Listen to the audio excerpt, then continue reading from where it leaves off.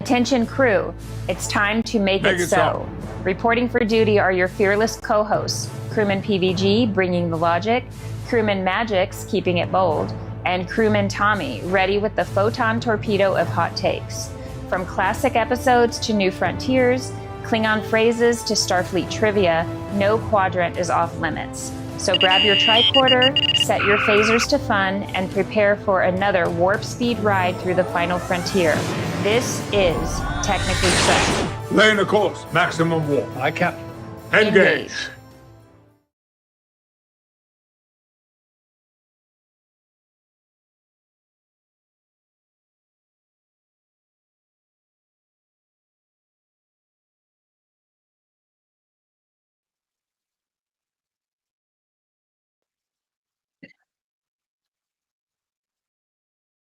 Watching Sunday night, we're live. If you're watching Monday or Tuesday or Wednesday, then we are not live. Hi everybody, I'm Crewman Tommy, and to my right is the fella PVG. Hey, straight from 3i Atlas. Coming to you. coming to us. We need to get you on the pro version of ChatGPT, because the free version is not working on those intros for you. And we got Crewman Mgyx on the other side of the world. I will give you a Tomerism. Cat Lao. Cat Lao. Did it? Set a kapla. Give me Chief Scott. We got Karen in the chat. Kapla, everybody. Chief Scott says this podcast needs more chicks. We agree. Yeah. It needs a chick minimum, right? I mean, At I'm least guessing one. you're talking about in studio or on camera. In studio chicks? I'm gonna go ahead and say on camera is fine. Karen, hello. On I'm gonna camera. go ahead and say on camera is fine. So you're Chickens. saying, okay. Chickens. Cool. I'm saying go on camera first and see how you like it. Yeah, because we don't want to end up with another Desiree situation. Exactly. It's always a guest opportunity. I still haven't seen that episode. It's because it's gone. Oh. I think I'll have to double check. I thought you re-uploaded them. I didn't re-upload them, but I did download them all, so I do have them on a drive.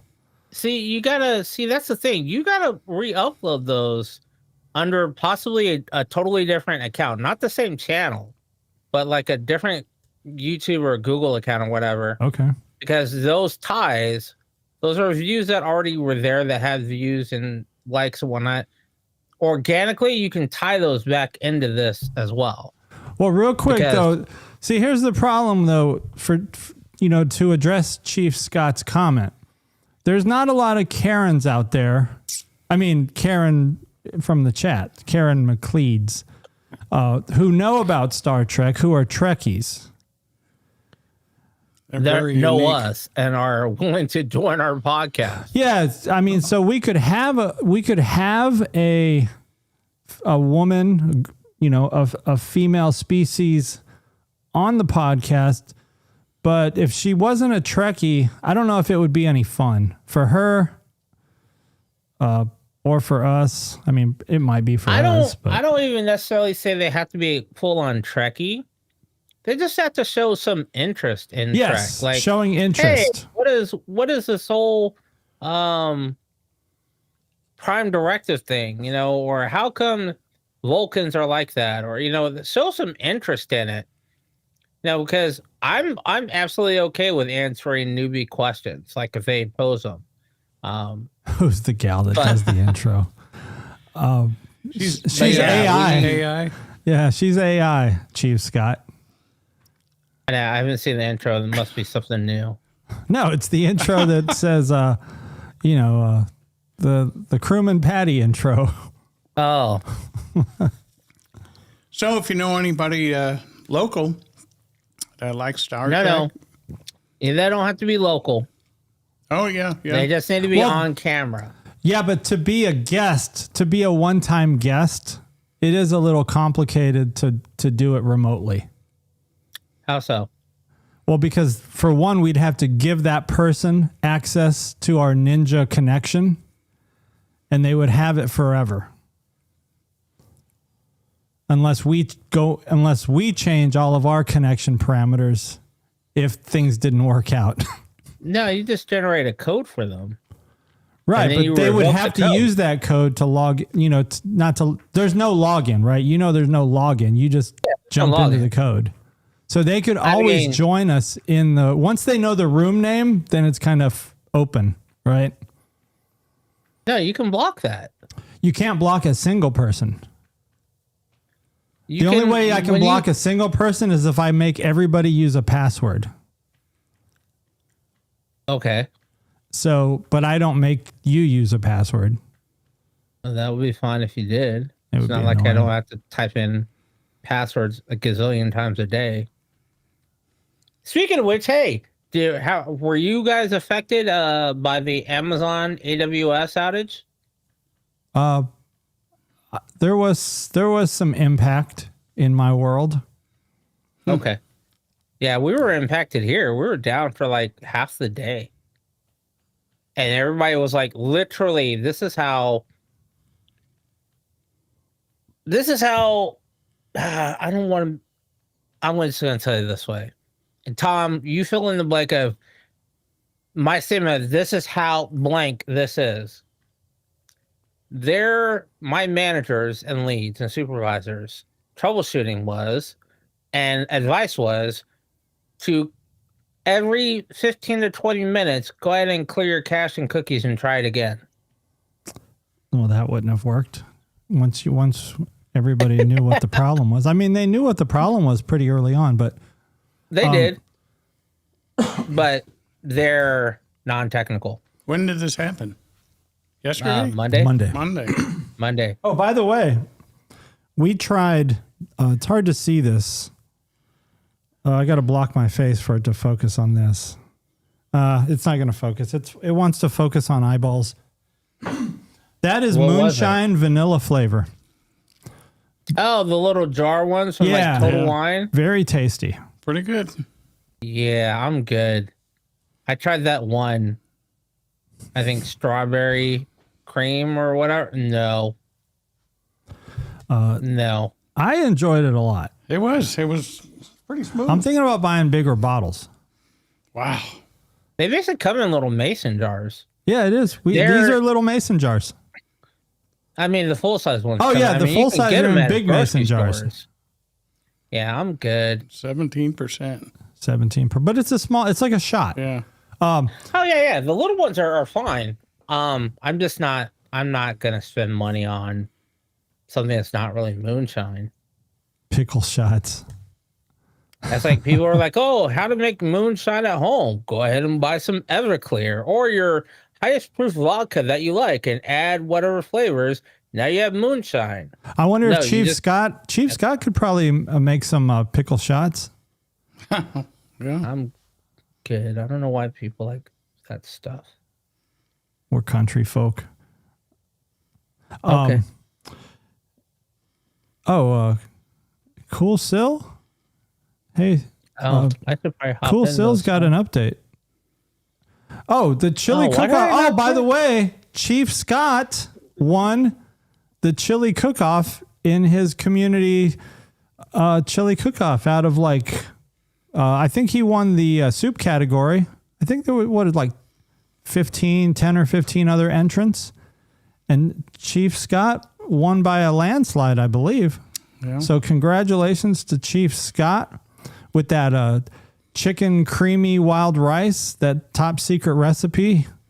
He's either winning or in the top 2 every year for the past 10 years. Good stuff. I just made that part up, but a lot of people talk about it. So if you need the creamy chicken and wild rice, Chief Scott is the guy. Wait, that's a soup? Yes. Definitely a comfort food. How is that It's It's not a chili. I mean, because creamy chicken and wild rice just sounds like a dish on its own. But then you said that it's a soup. So it's in the soup category because it's not a chili. Right? There's a chili category and there's a soup category. So like if you made jambalaya, I think you would be in the soup category. Gotcha. So what if I made my fried rice? What would I be under? Well, you would have to make it wet, and then you could be in the soup category. Like put a cream over it. Yeah, I'm not gonna fuck up my. No, that's not gonna happen. I'll do a little main. I could probably make a little main. Oh, Cool Sill. Am I reading that right? So I'm excited to tell you that yesterday I caught the last half of a Voyager episode Memorial. What I saw was so good, I have to see if I can find the full episode streaming somewhere. Yes, it's on Paramount Plus. Paramount Plus has all of your Star Trek except for Prodigy. Oh, another New Yorker, Yeah. Mr. Sci-Fi fan, too. Are you a friend of IB? Do I get the right one? Their greetings are very similar. Because IB calls us gentlemen too, and that's very rare. Right. From New York City. Nobody calls us gentlemen.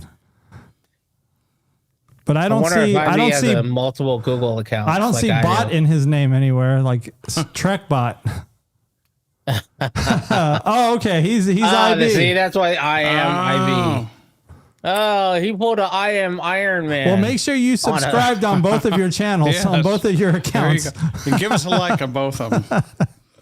Bounce back and forth. It's me, the bot. Yes. It's me, Our the Trekbot. Oh. Why is my handle different? Boy, we got to get her. What's that app called? Grammarly? Yeah. Oh, cool. Crewman Sherry.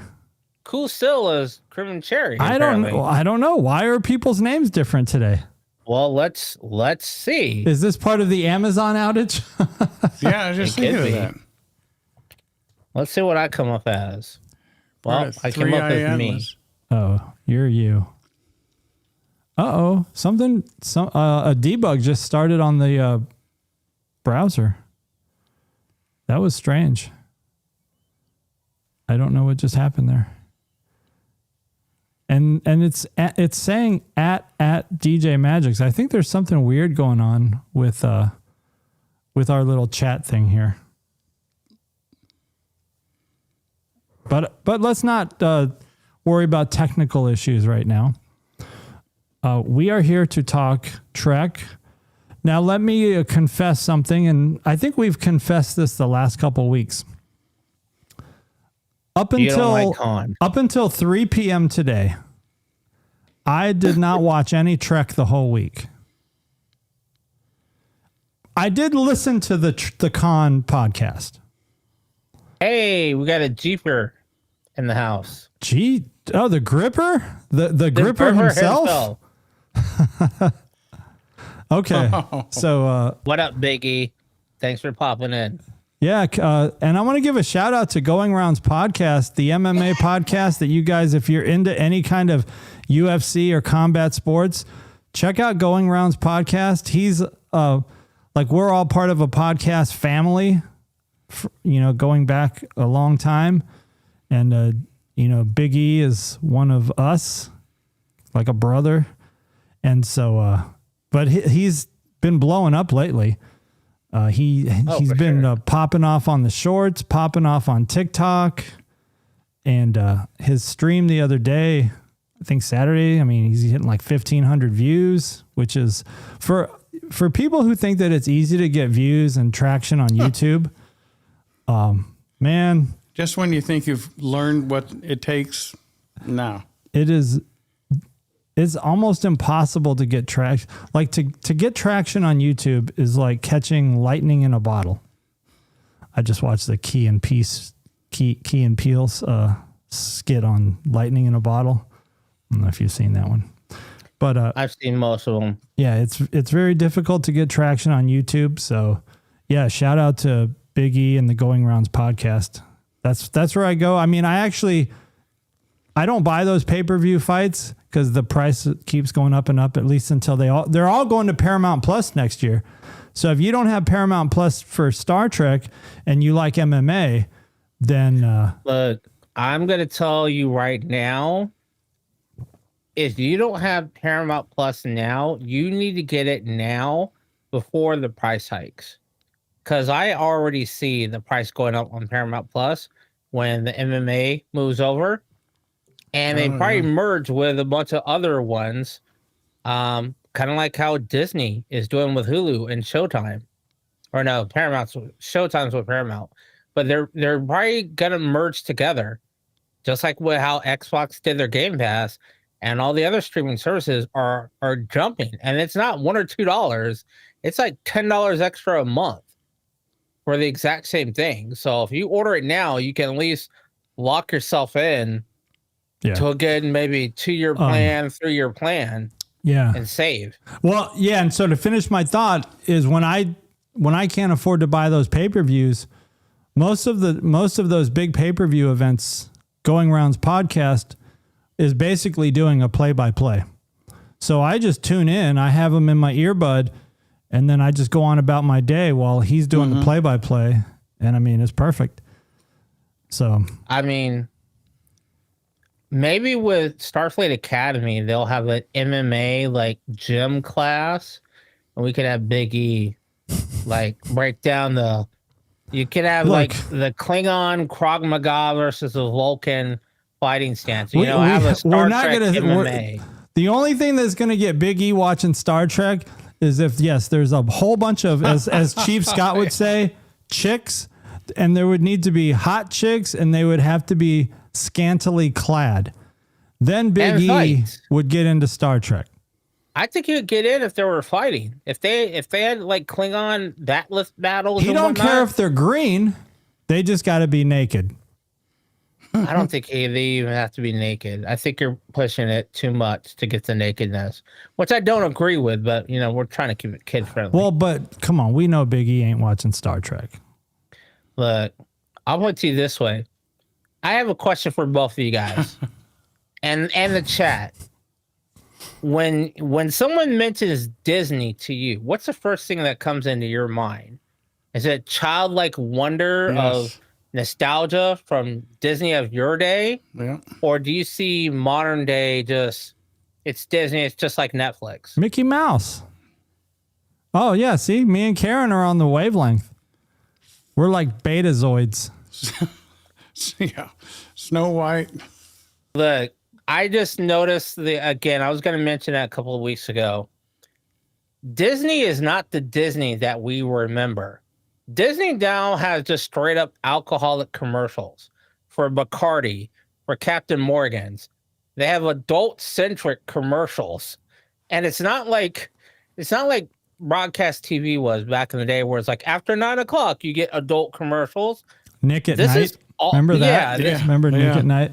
But even Nick at Night would just be like Seinfeld. You know, it wouldn't be like Disney. Yeah, you would have now. Yeah. Because if you look at something like Deadpool versus Wolverine, you know, that came out on Disney. Yep. Yeah, I mean, a lot of them are. There's a lot of movies that I just realized. I'm like, wow. And it's partially because Disney is merging with other well, they're not merging. They're buying them. Well, regardless, and kind of like how I think YouTube TV is about to lose a bunch of channels because of carriage fees. And part of what carriages are when Disney bought Hulu, they said, all right, well, we'll carry your shows, but you've got to include, we have these grandfather deals with these people. You got to show these commercials. You got to show this content. Do you think can't child it down to just our G-rated content? Do you think it would be good for Star Trek if Disney somehow ever bought the Star Trek intellectual property? Like rights to be able to make Star Trek movies going forward? No. You think Disney would ruin it? Yes. Probably, yes, they would. They would ruin it the same way they ruin Star Wars. bringing it back to MMA, was it Gina Carrera? Gina that whole thing Carano. with her, that fucked up the whole thing. When they were like, "Nope, you're fired," and then years later they're like, "Oh, we're sorry, we didn't mean to." No, you fucked it up for everybody. Paramount, keep doing your thing. Hire some real writers that are real fans. That would help, but I would not trust this to Disney. I would not trust Disney to do the Star Trek IP good. Yeah, no, I mean, I think, I'm trying to decide though. I don't know if they would make it too much worse than it's gotten. Like It'd be way worse. Could they possibly make something worse than Section 31? Yes. Man, that's hard to pretty low. fathom. They would take the Star Trek shorts, the kid show, and they would expand off of that and make a whole new universe. Scouts. Scouts. And they would completely disregard the originals after, I'm going to say, 3 years. And they'll start dropping off the IVs. And here's the other big thing is Disney is notorious for this, and you as a parent should know because I did it with your kids. They're notorious for locking up IP information just to lock it up and grow its value by not making it available to anyone. Because they did it with the Disney movies. For about 10 years, you can't buy Aladdin or stream Aladdin anywhere. By the way, and with a lot of other movies, you can't do that. do we have any medical practitioners on the stream? Because, what's up with your balls palsy? It's still there. Is it I getting occasionally better? get a little bit of. I occasionally get these twinges, where I can feel like the muscles move. But if I found that. Hold on. You gotta focus. When I talk excitedly, you know how I can get louder when I get excited about something or I'm really interested. It makes it worse. But if I stay talking low and calmly, I can talk more naturally. But my camera is not helping because it's on this side. Right. And It's this on the is ball where side. it's affecting. So it makes it look like my entire face is being pulled over. It's been what, 2 months at least? 2 months. It's been like 3 4 months? months. July. Yeah. Oh, July. Yeah. Isn't that It getting made started out with better? an ear infection. And then it took the ear infection like a good 3-4 weeks to go away. Yeah. So, and now, yes, I'm at that point where I'm like, it's been a minute. I'd like to get some other options. And apparently either my doctor, my primary, is either dying or dead or something. But I just got a call from his office that he's been sick for the last 2.5 months. Your doctor is sick. Every appointment I've made with him for the last almost 3 months has been canceled. Like the day before. They're like, oh, the doctor can't see you tomorrow. We'll go ahead and call and reschedule. And then finally I was like, yo, why the fuck do you keep canceling? Oh, well, he's sick. Bitch, you could have said that to begin with. Sorry, kids. Like, you could have said that in the beginning and not wasted my time. I would have looked for another doctor. Because it's a hassle to find a doctor. Because I work Monday through Friday, 8 to 5. And every office, this is a California thing. Every office is Monday through Friday, 8 to 5. And they all take the lunches around the same time. So for me to call and make an appointment, I have to take time off of work. Because I can't call during my lunch break because that's 30 minutes. And usually you're on hold for 40 minutes waiting to get through. And none of them are open after hours. And none of them are open before hours. And I don't have a work wife or anything or, spouse that can call for me who ain't got shit to do all day. You would if you moved out here. I'm sure. Trust me. I'm still friends with one or two of my ex-work wives. And by work wife, it's literally people that were good at making doctor's appointments and shit like that for me. That I'm like, maybe she could call and do that for me again. Hey, But Did anybody listen to Trek episode 7? I think it's called I Am Marla. Yeah, this is the first time I could not make it through the episode. I fell asleep twice. What about you? As early as this morning. You listened to it? Yeah, like 5, 6, and 7, all in a row. Oh, you banged them out? While I was striping a field. Technically, I listened to them, but I didn't really recall what happened by halfway through. And then this morning, I tried to listen to it because it got pretty cold this morning. So I was like, I'm staying in bed for a little bit. I tried listening to it, and that shit put me right back to sleep. Well, we had a heated discussion last week about Khan, about, kind of all of the crimes he committed. And, it was all due to how they tried to engineer these warriors and they did something to their brains. But I think what bothers me of what's happening on Khan is they're trying to make him look like, well, I'm just a normal guy most of the time. Like most of the time, I'm just a normal guy and my wife, tells me to take out the trash and I do it. I take out the trash when she tells me to. Yes. Oh, Karen with the spoiler.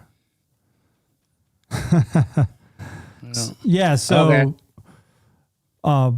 And this is another thing, so there's this guy, Ivan, part of Khan's crew, and he kills one of the Alborians, because I guess they realize if you get the Alborians one-on-one, they're very weak. Their telepathy is very weak when they're not in the group.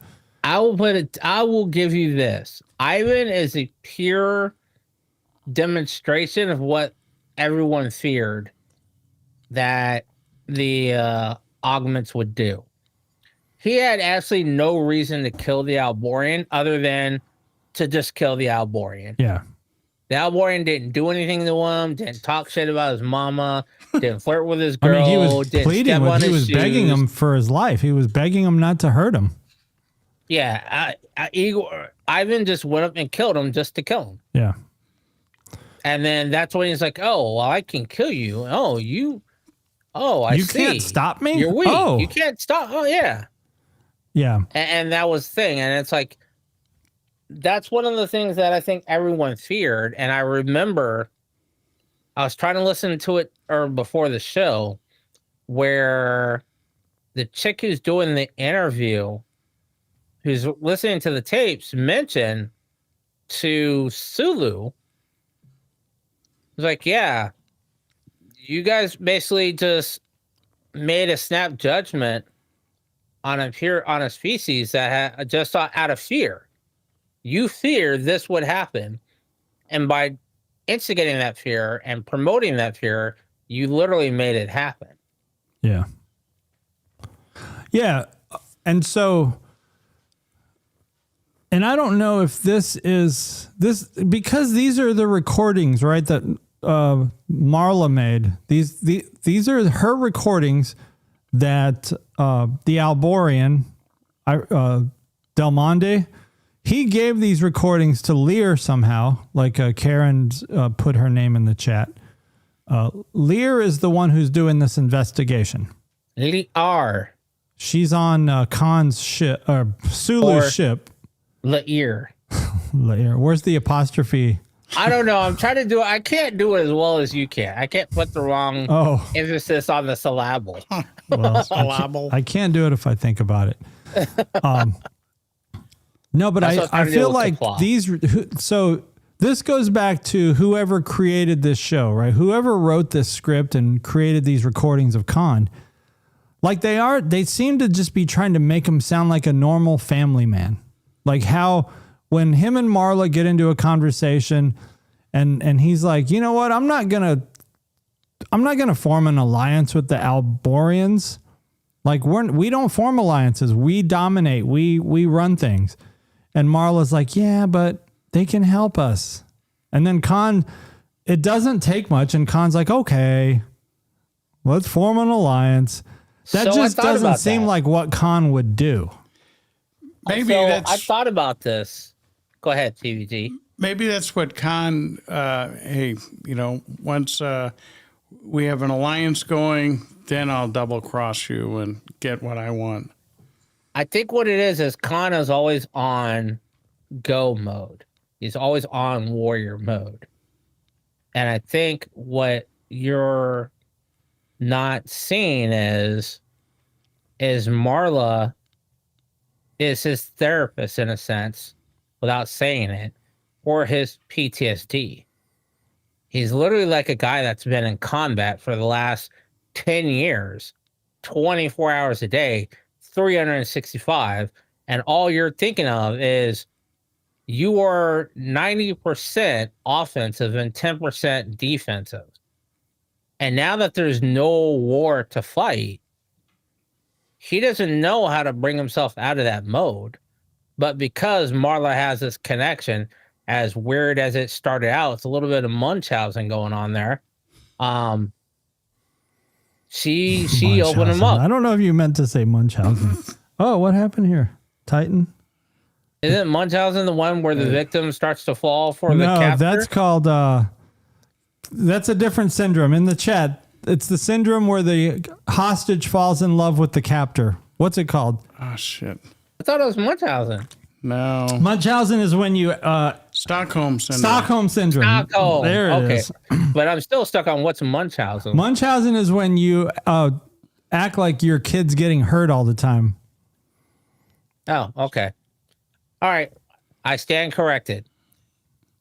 Marla's got a little bit of Stockholm Syndrome going on. Yes. Okay, yeah. Yeah, you're right. I did not mean to say Munchausen. Look what Karen said.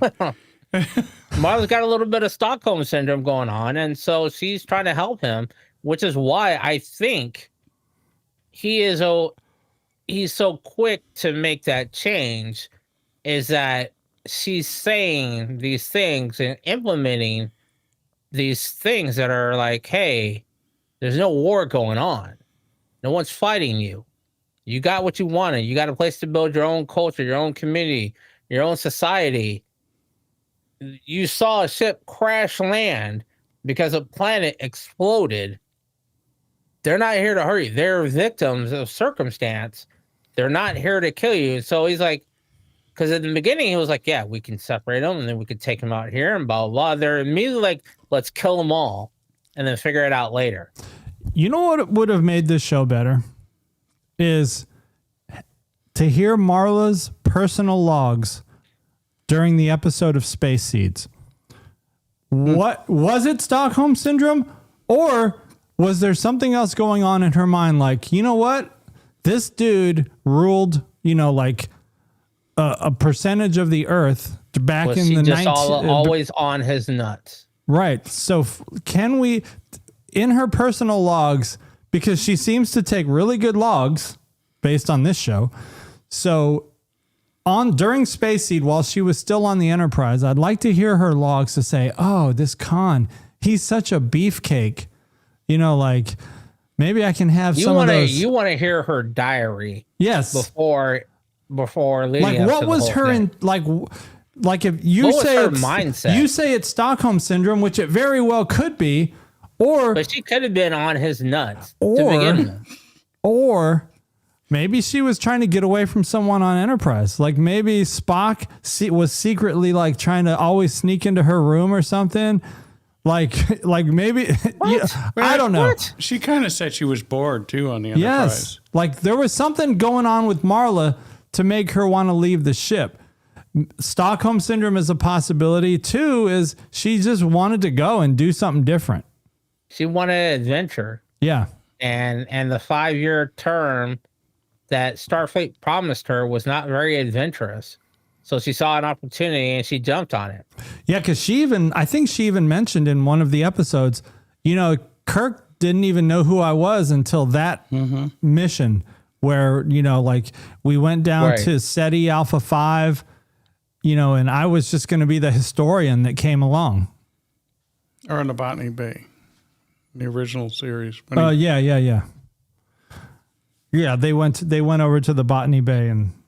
That would be nice to see. Well, give me the cliff notes for for this last episode because it may jog some residual memories that I just didn't. Khan and I think it starts off with some of the younger kids run into some Alborians that are doing like they're looking through a telescope or something, like some type of sensor device. Right. And the Alborians are very scared. And these kids are like, the kids from Khan's camp, the younger people, they're probably not kids. They're probably like in their early 20s or something. They're like, oh, we're not going to hurt you. We just want to know what you're doing. And we're interested. And they're like, well, we're looking at the celestial activity, as we, because we're building this ship. And they're like, oh, you guys are building a ship? They're like, well, yeah, we're building a ship for you guys to escape this planet. And, oh, yes, and the kids are also listening to music, and the Alborians really like the music. So they're like, well, we want to hear more music. And the Khan kids are like, well, we'll play music for you if you let us, tell us what you're doing and tell us all about the celestial stuff. And so they kind of form a little bond there. But anyway, Khan gets kind of mad at Del Monde because now the hat's out of the bag, right? Khan was trying to keep it a secret that the Alborians were making a ship for them. Right. And so that's out of the bag. And Khan and Del Monde, they get into more of like their alliance, so like they talk about Ivan, right? Ivan killed an Alborian. And so Khan and Del Monde are talking, and Khan asks Del Monde, well, how would you punish this guy? Because I would kill him, like blood for blood. And Del Monde says, no, we would help him. We would heal him. And so I remember that part. Yeah, so they have that conversation. Them moving into so the that's caves. That's basically, so Del Monte's happy that Khan is okay with that. He's like, all right, I'll compromise, and so they come to this agreement. But I guess later in the episode, you hear that Khan is saying, yeah, this is all just to get what I want. And then once we get what we want, then we'll probably just smash the Albanians' heads. But yeah, so they've got a settlement in the caves. And I forgot where Marla was like swimming or something in the hot springs. Yeah. And she gets water glistening all over her she gets eeled up. So she gets eeled up, and there's nothing they can do about it. And so she's gonna die. Well, at this point she's basically brain dead because the Alborians, Back to the Future? Yeah, the Alborians have a way to stop the parasite from expanding its control, but it'll make Marla basically brain dead, but the baby would survive. Right. Otherwise, because Khan says, no, you know what? We'll just have to have another baby. Because Khan is basically saying, no, you're not going to die to save the baby. It'll be the other way around. And Marla's like, no, I want the baby to survive, which a normal mother would pretty much do. And so they, at the very end, I think the Alborians give Marla some type of medication that stops the parasite eel from spreading its control, but it also like stops her brain activity. And so at that point, so that don't make no sense. So there was a way that they could save her and the baby? No. They could only save one or the other. Like if they kill the parasite, well, I don't know if they could have saved. If they kill the parasite, then they both might have died. Yeah, I was gonna say, what do you mean? How is Khan gonna have another baby if she's dead? Right, because that was his thought. His thought was, Khan wasn't worried about the baby. He was worried about Marla. Right. And that's why that kind of backs up what I was thinking. He obviously has. She wiggled her way into his conscious. She's literally got him wrapped around her finger, for the most part. Well, she must have the Good old Got that Pudong good, Queasy. good. No, that was She a got great, that good. That was a great point that Magic was saying. All those years, you know, he's fighting and he's got that PSD, you know. He and, was on the Botany Bay too yeah, long. Yeah, and she comes along and she gets into his head, you know, and kind of helps him out and comforts him and Comfort. yeah. What kind of comfort do you mean? She got that brown Anything- chicken brown cow. Come on, wow. Well, yeah. So Khan fell into the trap, the honey trap. Yeah. And so she basically was able to, you know, I guess that's a possibility that she was just that good that she was able to control somebody who was controlling half the planet. I mean, I suppose you could. I mean, and maybe they will, and I kind of hope they at least give some insight. But I don't want them to spend like Sword Art Online and spend half of the episodes. Oh, and here's what the other half was thinking at the same time, and they retell the entire con story from someone else's perspective. I really don't want them to do that. I think maybe taking one episode of what Marla was doing on the Enterprise and whether or not she was just on his nuts or he did something, she read something that intrigued her. But I don't want to spend more than one episode on that, on Marla's. Yeah. Because technically Marla is the one making these recordings herself. Right. And then she's also recording Khan. So we already know that we don't need her personal private logs. Those should have been included in the show that we're listening to as it is. Yeah, it would have just been good to know why she decided to go with Khan, because I think a lot of people were just surprised. You know, in that episode Space Seed, like you've got this person who really she had never appeared in Star Trek before. Like, so you kind of knew she was a one and done. But, you know, at least tell us why you're going. And I know she made up some reason like, oh, it would be great historical value or something, or, you know, I don't know. Yeah. If she would have stuck around, because she did let him escape, right? Yeah. I think that's why. I think her option was prison or a penal colony or... But why? I guess I would like to know, like, why did she help him escape? Did she just fall for his charms? As from what I recall in Space Seed, yeah, that was pretty much it. Yeah, so he was a charming guy. Khan made her moist. I don't have a sound effect for that ready. Drip, drip. It's been raining here all day, so I don't know where PVG just went. It's been drizzling here most of the day as well. By the way, today is episode 37. We've been doing this for 37 weeks. Hey, are your kids doing the whole 6-7 thing? No comment. Oh, I don't even know what the 6-7 thing is. No, they don't really do that, but we kind of do it more than they do because we're just rubbing in the dumbness of Gen Z in their face. Okay, I can appreciate that. So we'll walk around and say, "Yo, 6-7." What I heard about that? If you say 6-7, the algorithms or something picks it up and hopefully. Yeah, no. We need the algorithms. 6-7, 6-7, 6-7. We need That's to some ride just that made up tidal wave. bullshit. But episode 37. I don't think we've taken a Sunday off since we started this. I did. You did. I had a wedding. We have not. Yeah, we've plowed through.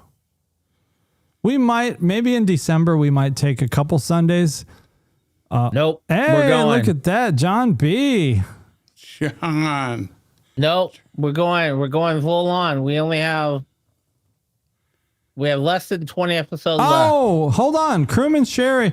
You know what? We're not ignoring you, Crewman Sherry. We didn't know it was you at first. Can you move that? Wait, what? Why does that now say What screen? cool SIL X4M? What is?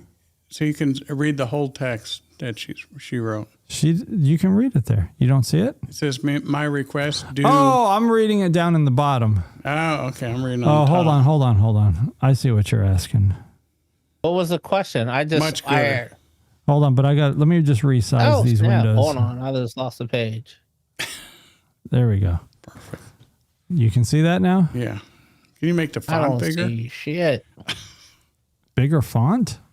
That's all right. I don't want to lock up the show, but let me try.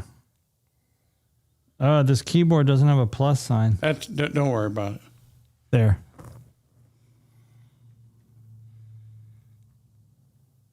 Oh. Cool SIL is cool sister-in-law. Oh. Interesting. But what's X4M?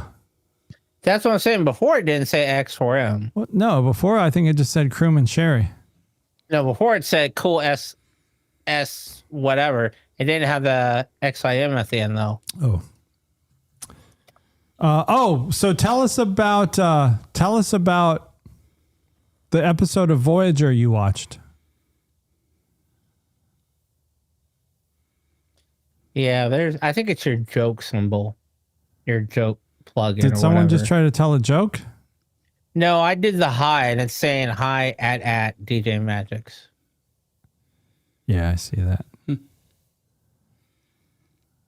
So Crewman Patty, yeah, I saw your comment earlier about the Voyager. I didn't see a question though, or your request. No, she wanted to give us an update. Where to watch it? Yeah, we said it's on Paramount Plus is going to be the best place. Paramount Plus is the most controllable place because you can decide what you want to watch. This is true. Oh, speaking of Khan and the wrath of Khan, there's this article that just came out that Chekhov, Walter Koenig, had made a suggestion in the script. I guess he saw the script. It had leaked out to the crew. Because I guess Spock was going to die a third of the way into the movie. Hold on a second. Hold on. Before we get into this, she did have an actual question. I think it got prevented from coming up. Crewman Cherry about watching Memories. Did she talk about profanity? Should we prevent other people from having these memories because it is so traumatic, or should they see it to maybe prevent it from happening again and to honor the event? That's a good one. That's a tough one. That's a dilemma. So here's the thing. So in Memories, I'll give you a quick recap.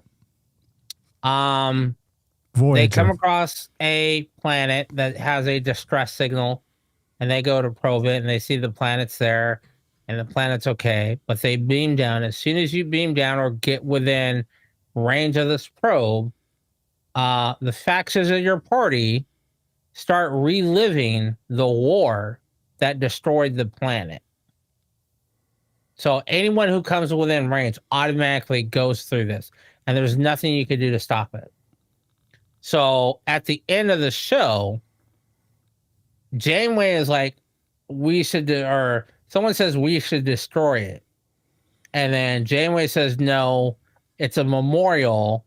Let's put up a beacon so people know what will happen if they get too close to this planet, so they can be forewarned. And so what Crewman Sherry is saying is, should they do that and let people know that, hey, there's this thing that's going to happen if you get too close, and let them go at their own risk, or not put up a barrier at all and just be like, hey, we had to live through it, they have to live through it? Or should they destroy it? Maybe it's a lesson to be learned. It is. I get that it's a lesson to be learned, but it's like the O'Brien thing, living 20 years in 2 hours. Yeah. So even though it's only 2 hours out of your life, you lived 20 years of memories you've gone through. My vote is destroy. My vote's to let it be. And so, well, yeah, because they're never going to come across it again. So just bounce. No, what I'm saying is I would put up a beacon. It's cool. Yeah. But put up a beacon, let people know what's going to happen. But curious people are going to ignore the beacon. Curious people are going to, but hey, at that point in time, you know the risk. Right. You know what you're getting into. We giving you detailed reports of what's going to happen. Here is a perfect example of fuck around and find out. Telling you not to fuck around or you're going to find out. You opted to fuck around. Now you got to deal with the repercussions. Well, so to answer Crewman Sherry's question about should we prevent other people from having these memories, I would say yes. Because, again, going back to what they put O'Brien through, even though, O'Brien was an innocent man, right? He didn't deserve to spend 20 years of his brain's perceived time, 20 years, he suffered. And that's what they're making these people do, is suffer. So anybody who comes across this probe, they will suffer these tragedies. And I just feel like that no one should have to suffer. Like they should make it some kind of voluntary thing, like almost like a movie. Hey, this is the tragedy of, this planet. I take it back. I wouldn't put up a warning. You just make them suffer. Yeah, because it's literally, some people are hard-headed, man. You can tell them, no, don't do that. No. Stop. No, don't. If you put up the warning, that's going to make people even more curious. They're going to violate that warning. But this is this is what happens if you keep fucking around. You're going to destroy your planet. Now, is the planet, because I don't remember this episode, does it still have a civilization on it? No, it's completely gone. Oh, okay. It's literally the planet. So it is, like Karen said, it is like the inner light. It went through nuclear winter, all that stuff. Microbes survived and has repopulated with plant life. How long are their brains under this control of the probe? I don't know. And how did they get out of it? How did they leave? They lived through the experience of destroying the planet. So once the planet's destroyed, the probe lets them go? Yeah, it's kind of like TNG's, how much of real time did it take? How much of their time does it? It's not real time, but it's I want to say it's forced time. And is the whole crew just sitting there like sleeping, like in their chairs? No, I think I know that they were on, some were on the planet, I believe, and then they got transported up, I think. 45 minutes. An hour if you include commercials. Yeah, I don't remember. An hour if you're watching on Pluto. But it's it didn't take over the entire crew. Okay. It took over a select number of them, and they had to relive it until it end. Interesting. Forced, yeah. So that's what I'm saying. But that forced reliving is, you got to live through the end of existence on your planet. I mean, that's something that's serious, because obviously if you're on a planet, that's like Earth. That would be like us saying, hey, if we don't stop fucking around, we are going to destroy our planet. And you get all the scientists out there that say, hey, we're trying to tell the parties that are in control, that are not scientists at all. They're military, they're politicians, they're people who are not experts in the thing that's going to kill us. But the experts are telling them, you need to stop. You're going to kill us. Yeah. Whatever. You got to live through the killing, because the scientists are like, dude, we told you so. And now at the last minute, you want us to fix it? There's no fixing it. We're all going to die. And you're forced to relive that. So if you have a planet that's in that scenario, you can go back and be like, look, this planet was in the exact same thing. Oh, you don't want to believe us? okay, let's go ahead and kidnap you, or let's transport you to this planet and have you live it. And then come back and be like, yo, we need to stop fucking around. We need to stop these wars that are make no sense, blah, blah, this testing, whatever it is. You need that kind of harsh truth for some people to get it. See, Karen says you don't have to live through the Great Depression to know things were bad. But the Great Depression did not end the world. The Great Depression, you knew things were bad, but people still lived. Do you think we're talking about ending life on your planet? And that's it. You can, like I said, you could tell people and give people the science of something all day long, but if they don't get it or don't want to get it, it literally takes that slap in the face for them to understand it. And this planet, the probe, is the slap in the face. I don't know if that's going to deter anybody. I mean, and that's you. You would be the guy. Do you think it deterred anybody? Yeah. Who? Whoever it came up against it. John Smith, who came and hit that probe. No, I mean, it's, I can see why they think it would do something. And Karen said this is the Inner Light Part 2, or like the Inner Light remix or something, which I agree. It does sound like a copy of the Inner Light, because and we didn't criticize the Inner Light. I mean, Inner Light's considered like one of the best episodes of Star Trek ever. So it's along the same premise of Inner Light, but the difference is with Inner Light, that's just Picard living out a full life until he dies. That's it. Yeah. And that's basically to keep the memory of that species, to carry on. Yes. Yeah. That's it. That's all it was. Now, that species does die from global destruction as well, but the memory was not focused on that. It's just, you're going to live a life, you're going to have kids, you're going to have grandkids, those grandkids are going to have grandkids, and then you're going to die, not from the planet exploding, even though the planet does die out eventually, or that species dies out. You're just going to live a full life so that this species existed. The one for Voyager is a global warning. Yeah, but are you living the life of someone that dies? Yes, all the people that you take over the life of someone that was there. You live up until the nuclear blast that kills the entire planet. It's literally like Pike in one of the first few episodes where they make first contact with another world. And at the beginning of the episode, you think, oh, is this Earth's first contact? And it's actually Voyager making first contact. But this planet is literally like a mirror of Earth, but with aliens. All the same troubles and everything like this. And Pike comes in, it's like, look, you guys are just like us.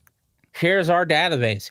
Here's our film footage of the same shit you guys are doing.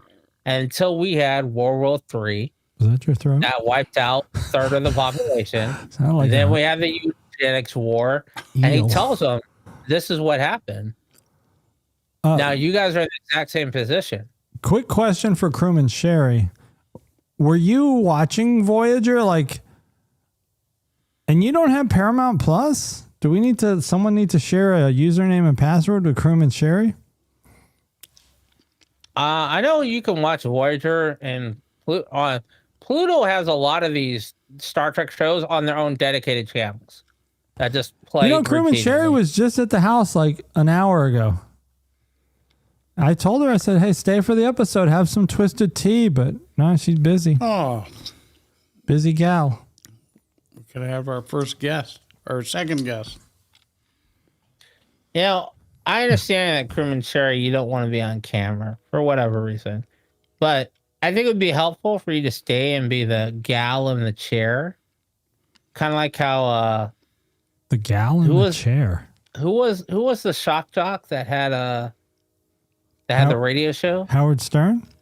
Yeah, he had the one chick that was on there, Robin. but she she was mainly behind the camera and just did the boards. And she had a microphone.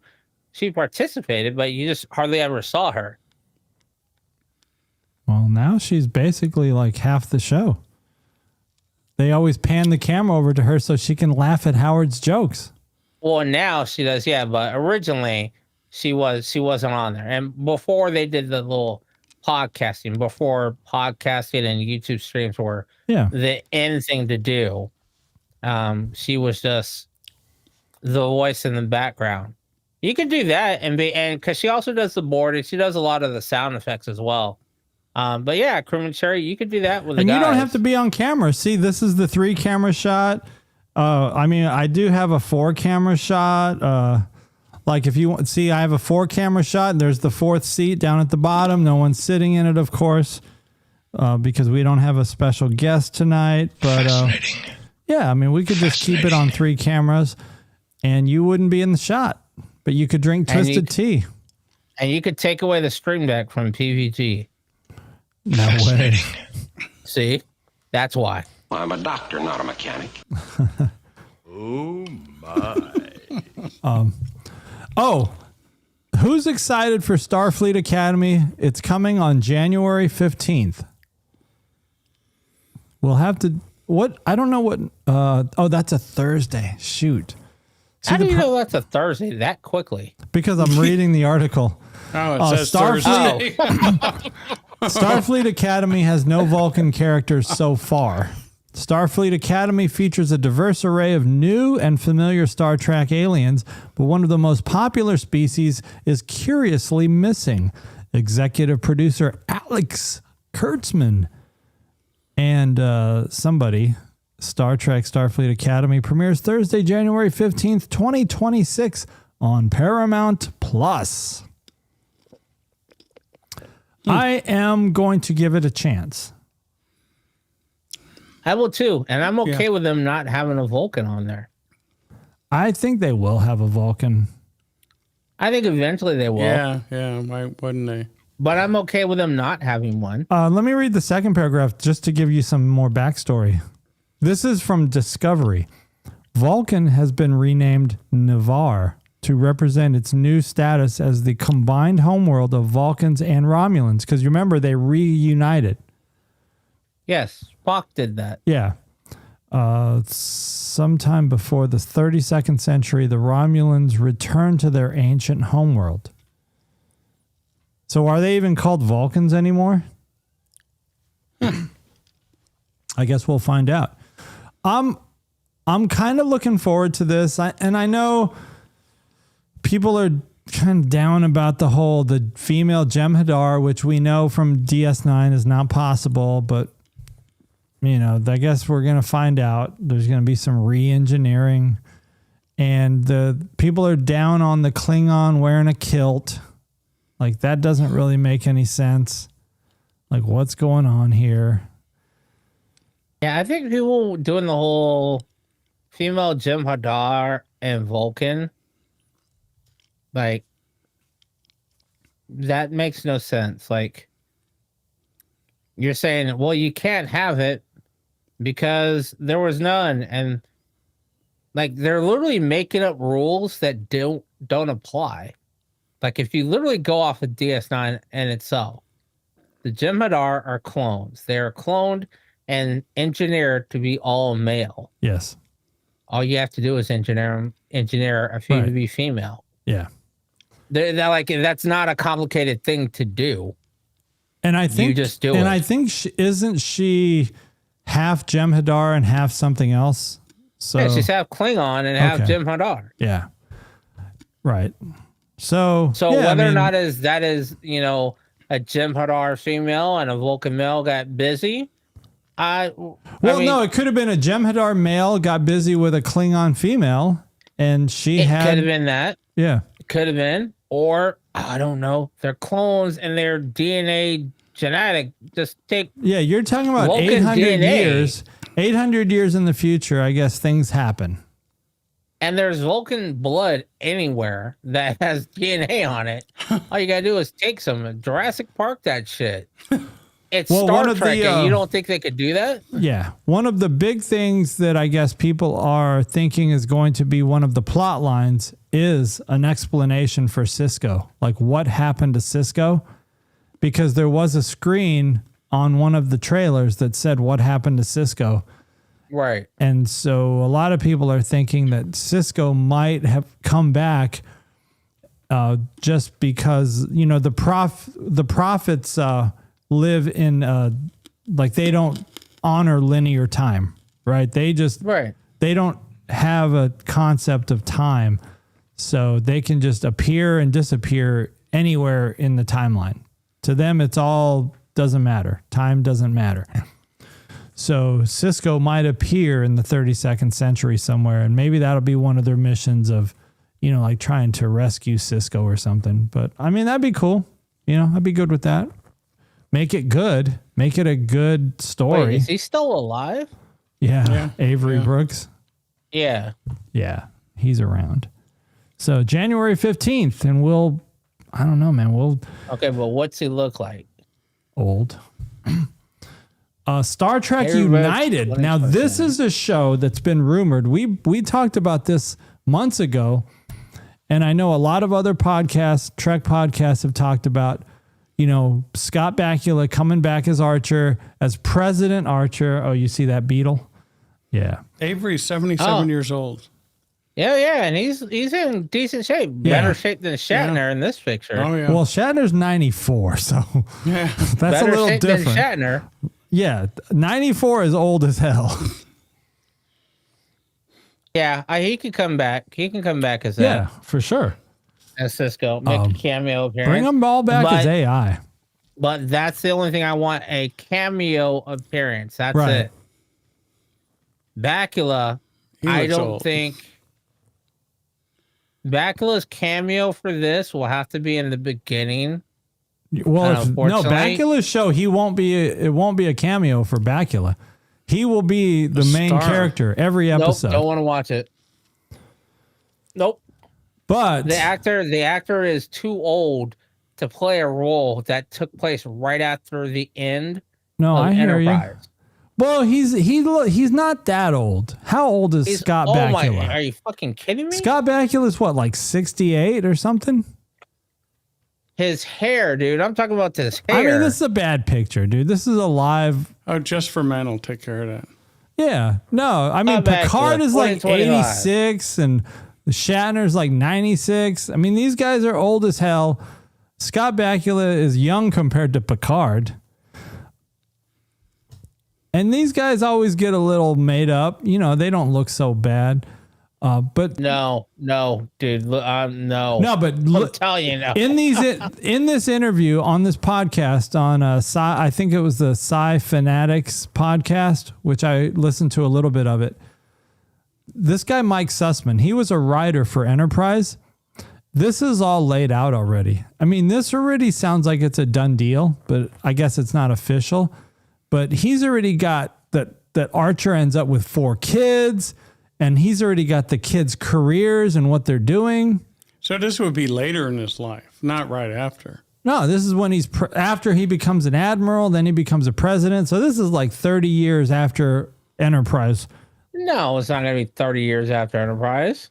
Be 20. It'll take 30 years ago from captain to an admiral in Star Trek. It's probably going to be at most 10 to 15 years. Then to become the president?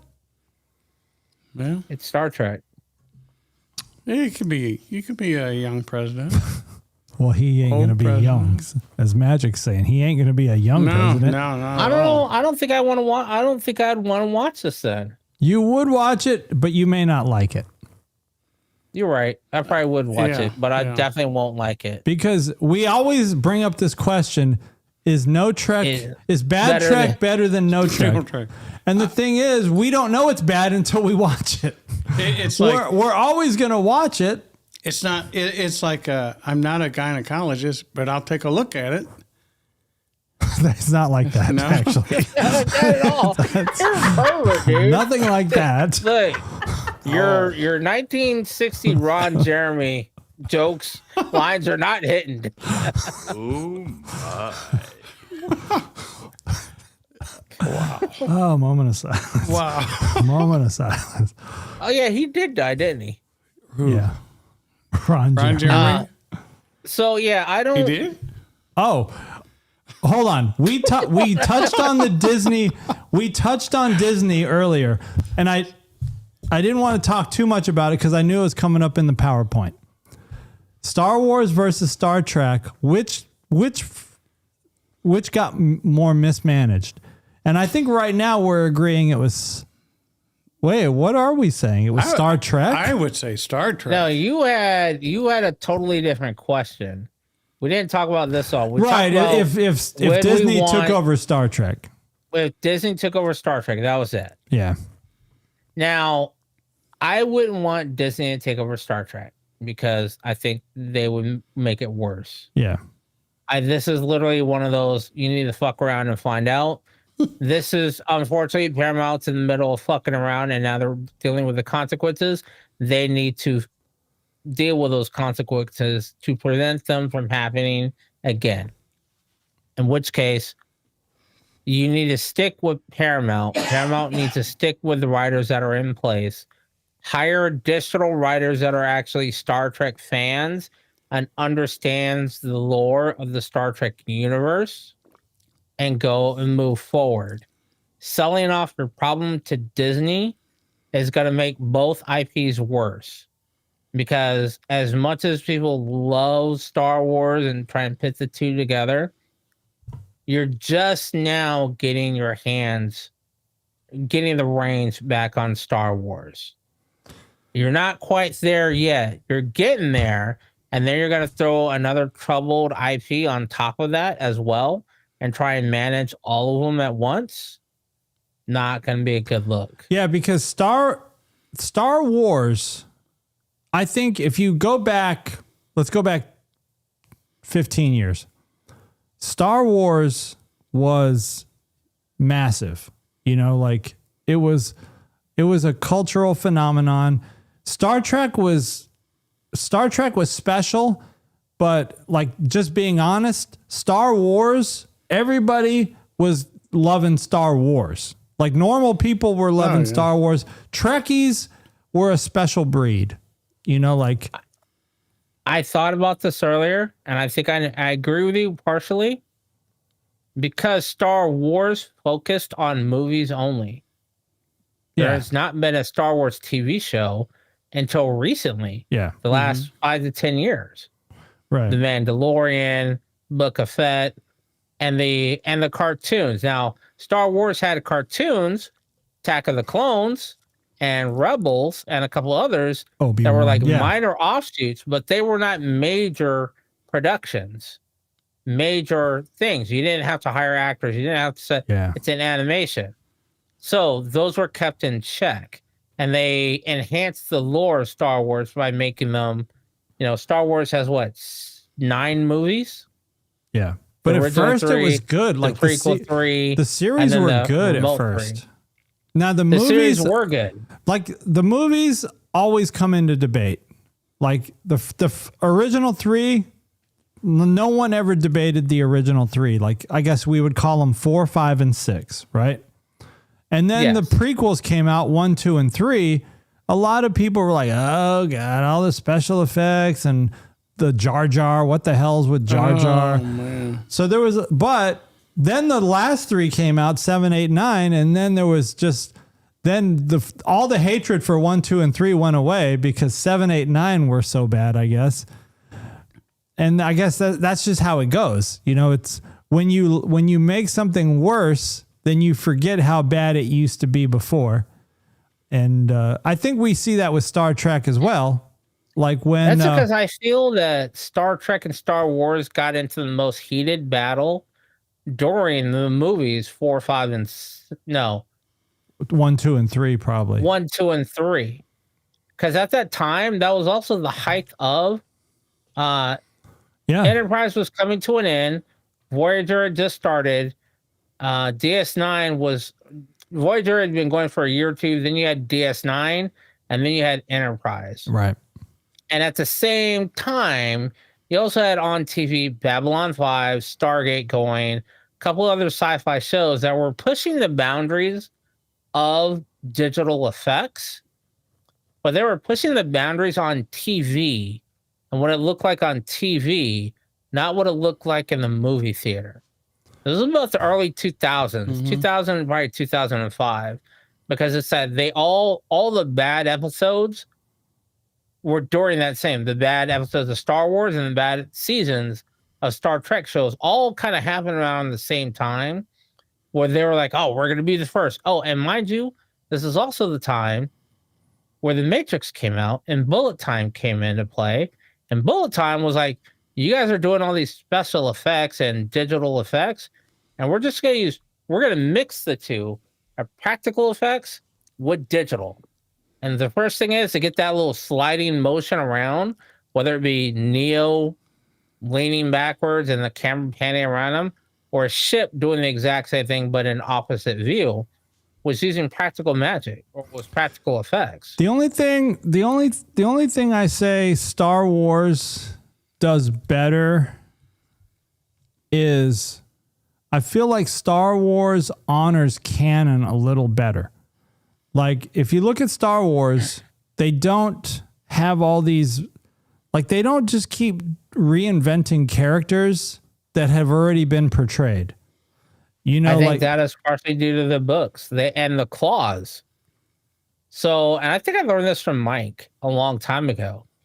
When Lucas made Star Wars and wrote no time travel, no multiverse.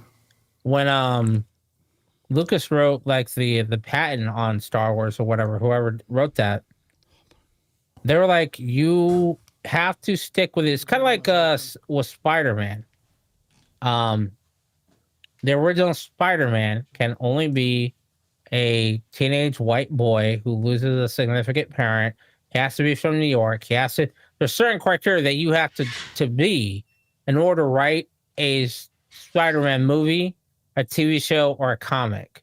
That's why there's a big debate about Miles Morales. Star Wars had that in there. Star Trek does not. Star Trek also spread their wings too far and wide all at once after the movies. And at the same time, tried to do movies. Star Trek movies, I think if they had focused on the movies more, it would have been better. That's what Star Wars did. Star Wars focused on the movies for 25 years and only recently did TV shows. Star Trek did movies in the beginning and then stopped at Generations. Yeah, but I would say the Star Trek series from the 90s, if you look at TNG, DS9, Voyager, and Enterprise, those would rival, like the newer stuff that Star Wars has come out with, like Ahsoka. No one likes that. Depends on how big of a Star Wars fan you are. I liked it. What's the one that just came out with the dude from Rebel Moon? I didn't even watch season 2. I know what you're talking about. Yeah, you know what I'm talking about. And then, Mandalorian is hard to argue. Mandalorian was good. Book of Boba Fett, it kind of had its ups and downs. Book of Boba Fett, definitely not. But what I'm saying is, if you look at the production value, just look at the filmography, the quality of the image that's shown. Well, the quality is always going to be better from Disney. What is that shit? Versus Star Trek is way better. And yes, having writers that stick to the lore of Star Wars is better than Star Trek. Yeah. I mean, look, you had Alex Kurtzman, who I don't want to dog on, but hell, the dude worked on MacGyver. MacGyver. There was another show that came out that's now over as well. Andor. Okay, that just popped in my head. So when you talk about Rebel Moon, right? Scorpion. Hell, MacGyver, Scorpion, and like 3 other shows while he's doing the Star Trek stuff. Yeah. And it's like, dude, you are spreading yourself so thin. Maybe if you focus, you can have one really good project. But no, you're working on like 5 different things at once. Granted, you're talented and you were good. Look at the shows you've done and how many of them lasted. Scorpion, which was a great show, kind of reminded me of Chuck. That ended. Scorpion was good. No, but I like a bunch of those other shows ended. I like that Disney will go out of their way to try to keep the original people. Like with Andor, they used the original people that were in Rebel Moon. You know, Yes. with Mandalorian, you know, I guess they tried to use as much of the original cast as they could. I don't know if there was a lot of people that carried over from anything. But Boba Fett was the original dude, right? Yes. So they tried to at least keep people the same where Because they matched them to their age. The problem with Star Trek is there's just such a gap in time. Like it's just too Right. You know, and like that's Shatner's where, 90 years old. He ain't gonna be coming out. Yeah, you know. and that's where the whole time travel thing comes into. Oh, well, how are we gonna have a story with Kirk? We want Kirk in there. Oh, but Shatner's 95. There's got to be AI. Well, this is where I would be okay with AI. To beforehand, and we'll look at a younger Kirk that we've never seen. And it's like, dude. Well, when they brought Luke Skywalker back in Mandalorian, that had to be like serious, either AI or some kind of like crazy special effects. You know. Yeah, that was they Fast and Furious that one. Yeah. They did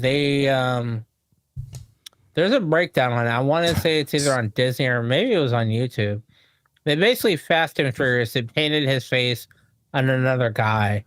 All right, his brother. Let's go around the room. Who's mismanaged the franchise worse, Star Wars or Star Trek? Star Trek. Who are you saying? Star Wars, Star Trek? I'm going to say Star Trek. Star Trek's been mismanaged. Chat, what do you think? That's their own fault. Yeah. Oh, well, now it's time for some fun quotes. No, we don't have smelling salts. We're not the going I'll go with rounds. Riker. Wait. I got a smelling Oh, make salt. a pre-guess. Oh, you got a smelling salt? I have a boom boom stick. All right, here we go. I'm only going to tell you this once. Get the hell out of my chair.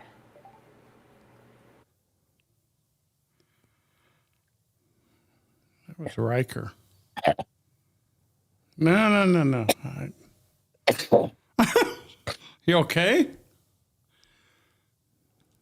John B is saying Picard. Let's watch it one more time. I'm only going to tell you this once. Get the hell out of my chair.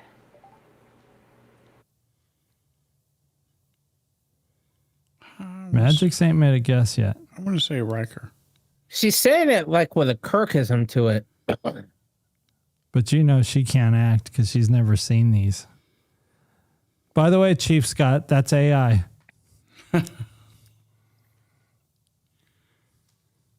I'm only going to tell you this once. Get the hell out of my chair. All right. Let's say Kirk to the guy. Once I click this little arrow, you're going to see the answer. All right, go ahead, click it. Oh, it didn't show it. Here we go. The lies you tell. I'm only going to tell you this once. Oh, Pike. This Get is the a good hell out of my episode. chair. He's saying that he's on that. Yeah. He's on that. They took over the Enterprise. He's on the remember? Andorian ship and he instigates a mutiny Yeah. on the Andorian ship. Mm-hmm. Huh. Wow. The name of the ship was like the Serpent something, I think. I can't remember what the name of the ship was that they had traded. Like they took over the Enterprise and they kicked Kirk into the prison or the brig of the other ship. Not Kirk. Pike. Pike. That guy. All right, ready for the next one? This one's going to be much easier. Everybody will get this one right. There's a very fine line between a pendulum and a wrecking ball. I'm just kidding. That's a tough one.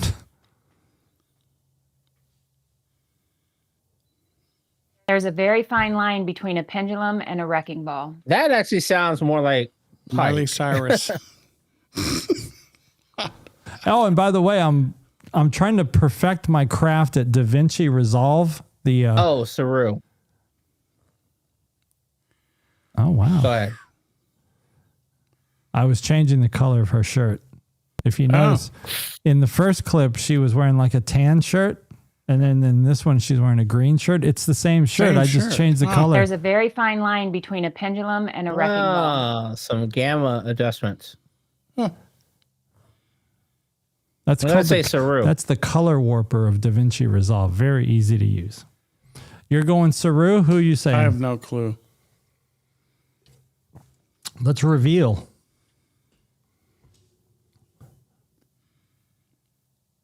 Anybody want to guess the series? Oh, if I tell you the Discovery. series. Oh, okay. Magic's got the series. What did he say? So it's either Saru to Burnham or Giorgio to Burnham. It is Discovery. Here's the answer. And in a time of rebuilding, there is a very fine line between a pendulum and a wrecking ball. President Rylam or something like that. There was a Was long it to clip. Burnham? Yeah, to Burnham. I have a I should 10-second get partial limit, points. so I had to cut it. Okay. Because that was like 8.2 seconds, so I had to cut that. All right. Well, let's do some, let's go through our quick trivia real quick. Vulcan trivia. Vulcans. Ready for this? They love bangs. During the Earth-Vulcan first contact in 2063, which Vulcan ship made the historic landing? The Teplana Hoth, the Shirhan, or the Selaya? Bitty Gotta go bitty with boom B. boom. I know that. It's B. We got a C in the chat. We got a B. B. PVG saying B, and Magic's always just wants to be different. So what are you saying? No, I already said B at the beginning. Oh, I okay. answered. You said B. All right. Let's see what the You answer just is. weren't listening, as usual. Taplana Hoth, the Vulcan survey vessel Taplana Hoth detected Zephram Cochrane's warp flight and made first contact. Star Trek from the movie Star Trek First Contact. Huh. I would have thought B. Is that right? You might want to check it. I trust ChatGPT. with Vulcans never bluff. What was the Vulcan ritual that allowed individuals to purge all remaining emotions? The Colinar, C. Oh, you're going C. What are you going? You're going Ponfar, B. Ponfar. That's the one where you try to get your woman pregnant. That's our bang, bang, bang, bang, bang. Ponfar is bang. But he's going B. He's got a solid B. John B says C. Karen says C. Let's see what the answer is. I like B. It's C, though. From Star Trek The Motion Picture. That's where this reference is pulled. Thanks to ChatGPT. I tell ChatGPT, if you're going to give me a question and an answer, you got to tell me where you're getting it from so we can fact check it. But it's not always right. Which Vulcan philosophy founded the modern logic-based society after the Time of Awakening? The Kol Ut-Shan doctrine, the teachings of Sirach, or the Vatash Katur Creed? We got a lot of B's in the chat. I'm going to go with B. B's in the That's the chat. only one that I've ever heard of. I'm going to go with C. The Vatash Katur? Yeah. Just to be different. It's probably wrong. See? Told you. Probably. Sirach's writings ended Vulcan's violent era, establishing logic and emotional control. TOS, the Savage Curtain. But it's also a big focus on Enterprise. In Star Trek Enterprise, which Vulcan sect secretly practiced mind melds despite their prohibition? The Sirenites, the Vatash Katur, or the Logic Purists?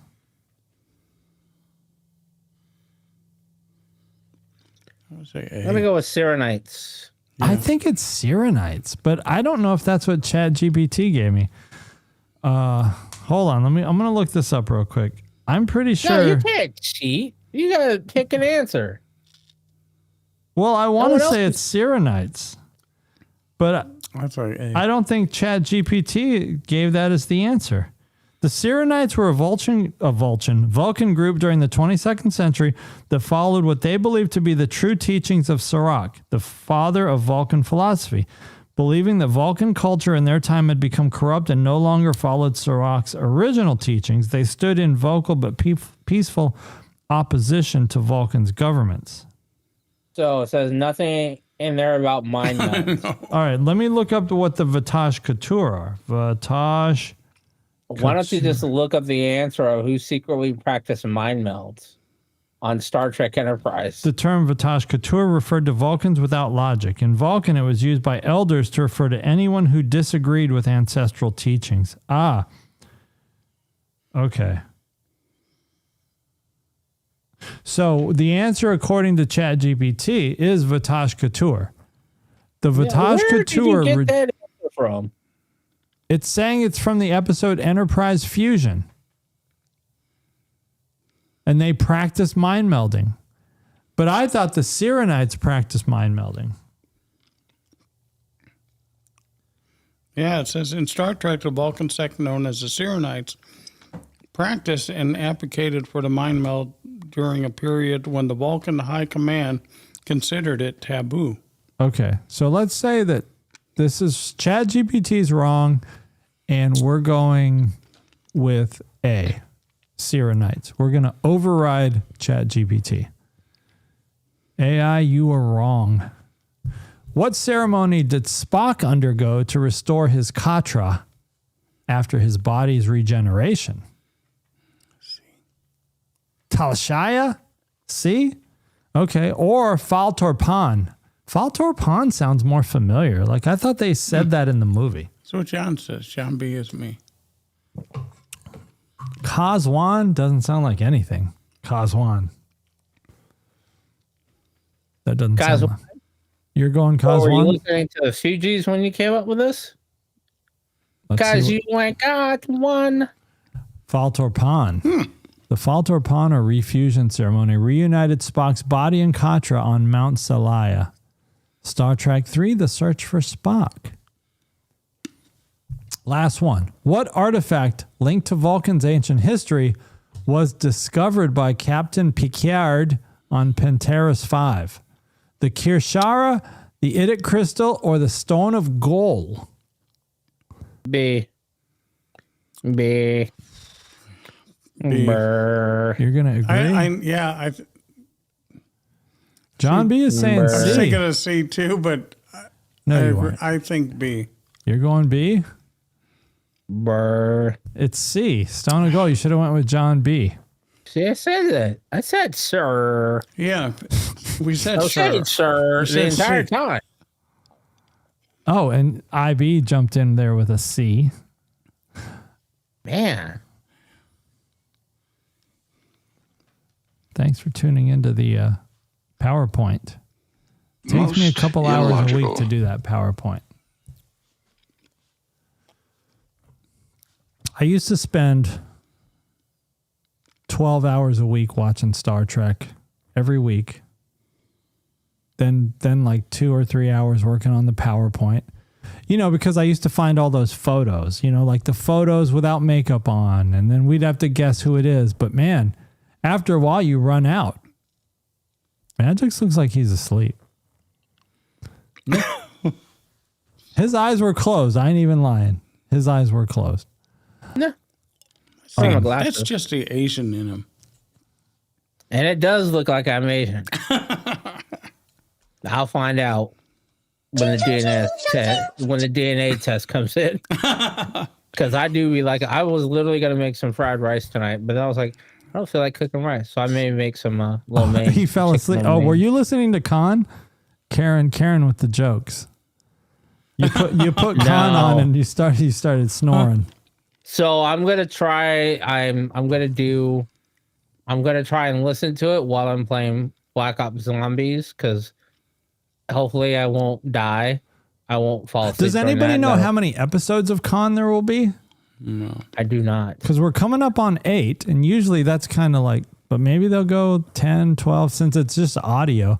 I did start a new series though called Atlanta. Oh, ATL? Yeah. No, I don't know if that's the same one, but it's Atlanta with Donald Glover. Yeah, ATL. Okay, yeah. It's not called Atlanta. It's called ATL. On the streaming FX? service, it's called Atlanta. It's in the city of Atlanta. But I think Karen says the just show two is more. called ATL. She thinks it's 2 more episodes. Okay. Wow.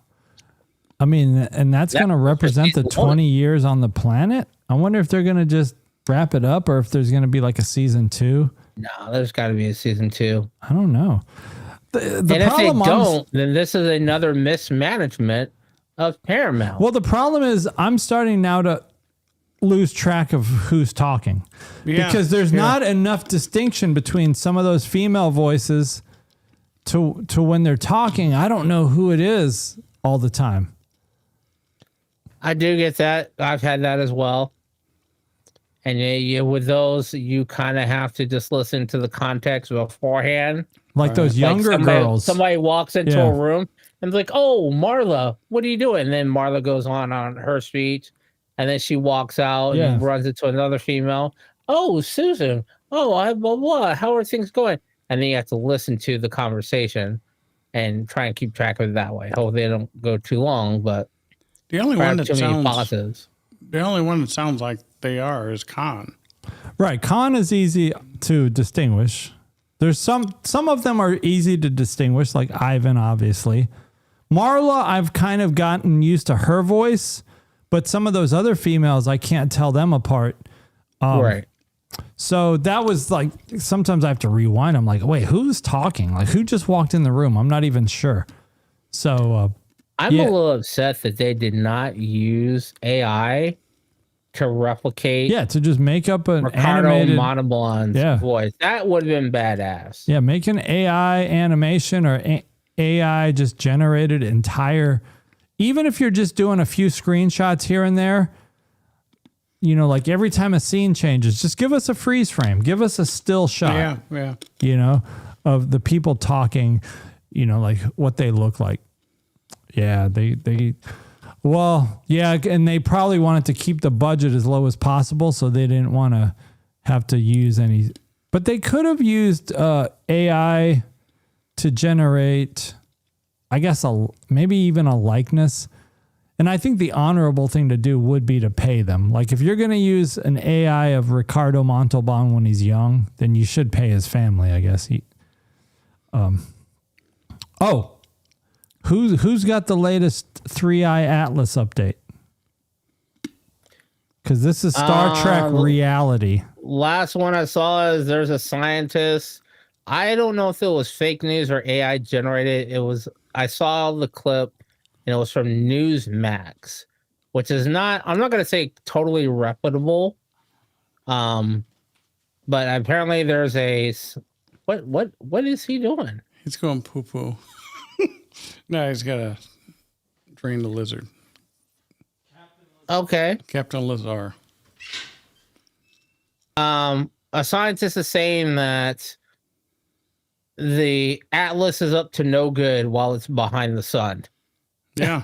There's got to be. That they're saying it could be speeding up, it could be slowing down, basically using the sun as a engine brake maneuver, so to speak. Basically gravity assisted, either to speed up or slow down. They apparently still are concerned of why it went by Mars and someplace else, like how it got to that trajectory. And I'm like, well, if it's an elliptical trajectory, that's why. But then, of course, they're saying it's not an elliptical trajectory and that it changed course at some point in time. And it's like, well, I mean, shit, if it's anything like the asteroid that we shot the thing into to try and see if we could change its course, and it did, because it just blew up a plume of debris. You know, Atlas could have the same effect. It could have ran into something. Don't know, but We need to get those whales ready to return the signal when they. I'm just saying, you got a year left. Yeah. To basically get your shit together. I'm thinking, get your weapons and ammos ready. Whales. Do you guys know what? Do you know what Dark Force theory is? PVG is why you have the Terran Empire. You said get your guns and shit ready. Dark Force theory. Why is your go-to thought is militaristic? Why was that? What is it? Because of how you were brought up? Like we were brought up in the, stop, drop, and roll decade, and you know what? Cold Probably War, hiding underneath the desk. Probably. That's a great That's point. So that's a legit question. That's why I asked. Because you're older than us. Are you though? The tad. Yes, you are. Yeah, he is. But and see, even though you're slightly older than us, I mean, I'm the youngest out of all of us. I understand having that mentality. I understand basically being ready. It's a saying I grew up with. Plan for the worst and hope for the best. Me planning for the worst is I have my Glock and my AR, and I'm ready to go. But I'm not going to walk up with it in a ready position, taking aim. I would rather walk up, hands available. What? I was asking, do you guys know what Dark Forest theory is? No. So when you take an extra dark dump and did anybody watch Three Body Problem? Yes. No. You didn't see Three Body Problem? Holy cow! You need to watch Three Body Problem. That's a damn. Look, I don't know. No, hey, you finish watching Star Trek first, because Three Body Problem will put somebody off of sci-fi. They're like, I'm going back to watching Big Brother. This is just too much. It is kind of crazy.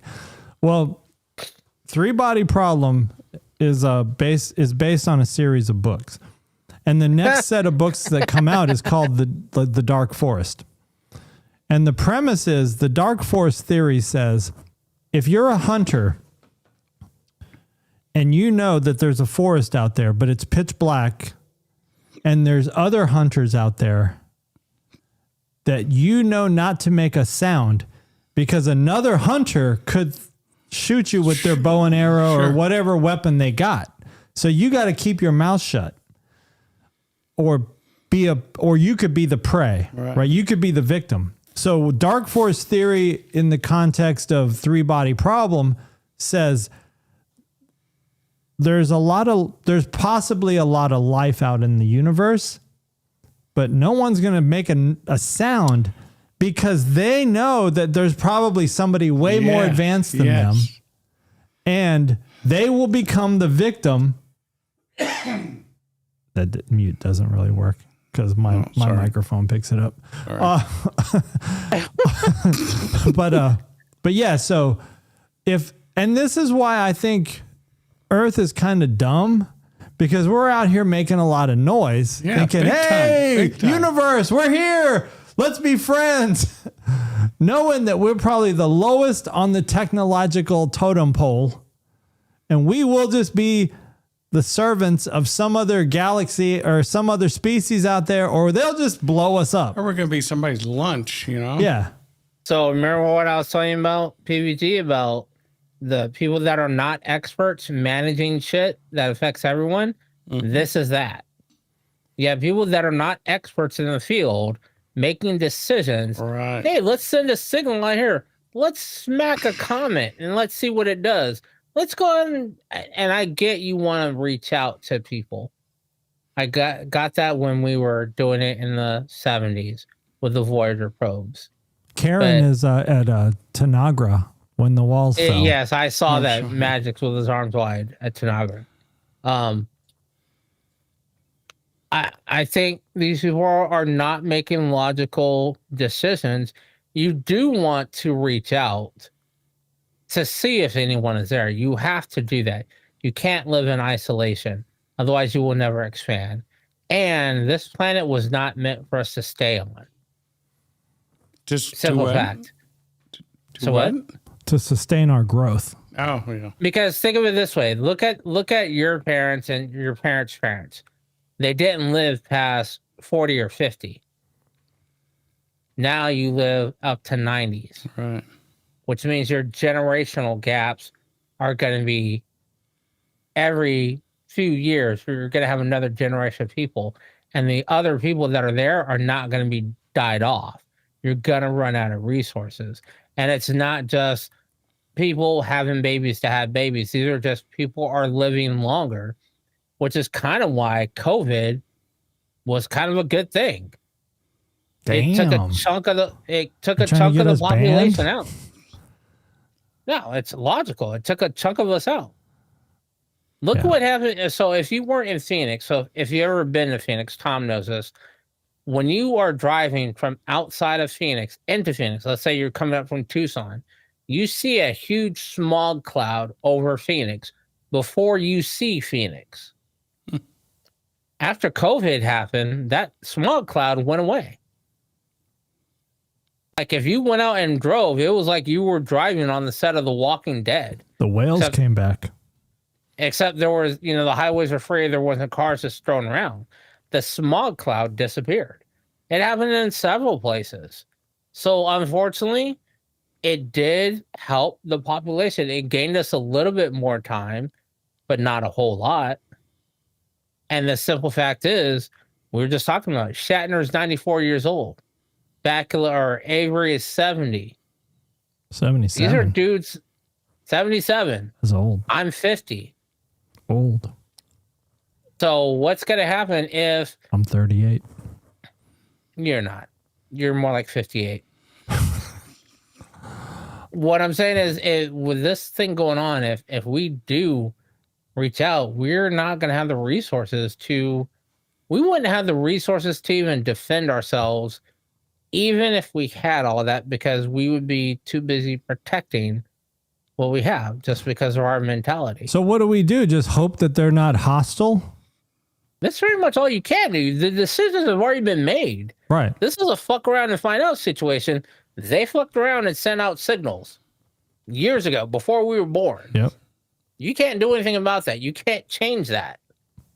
So now your next step should be, yes, plan for the worst, hope for the best, but plan for the worst. So And if you don't instigate it until then. if you've never watched Three Body Problem, at the very beginning of the show, there's this scene where there's a satellite operator in China. It's a woman, and she's monitoring frequencies and she's sending out signals and stuff. She gets a response back on one of her pings, and it's an alien, and it says, "Hey, you gotta stop this."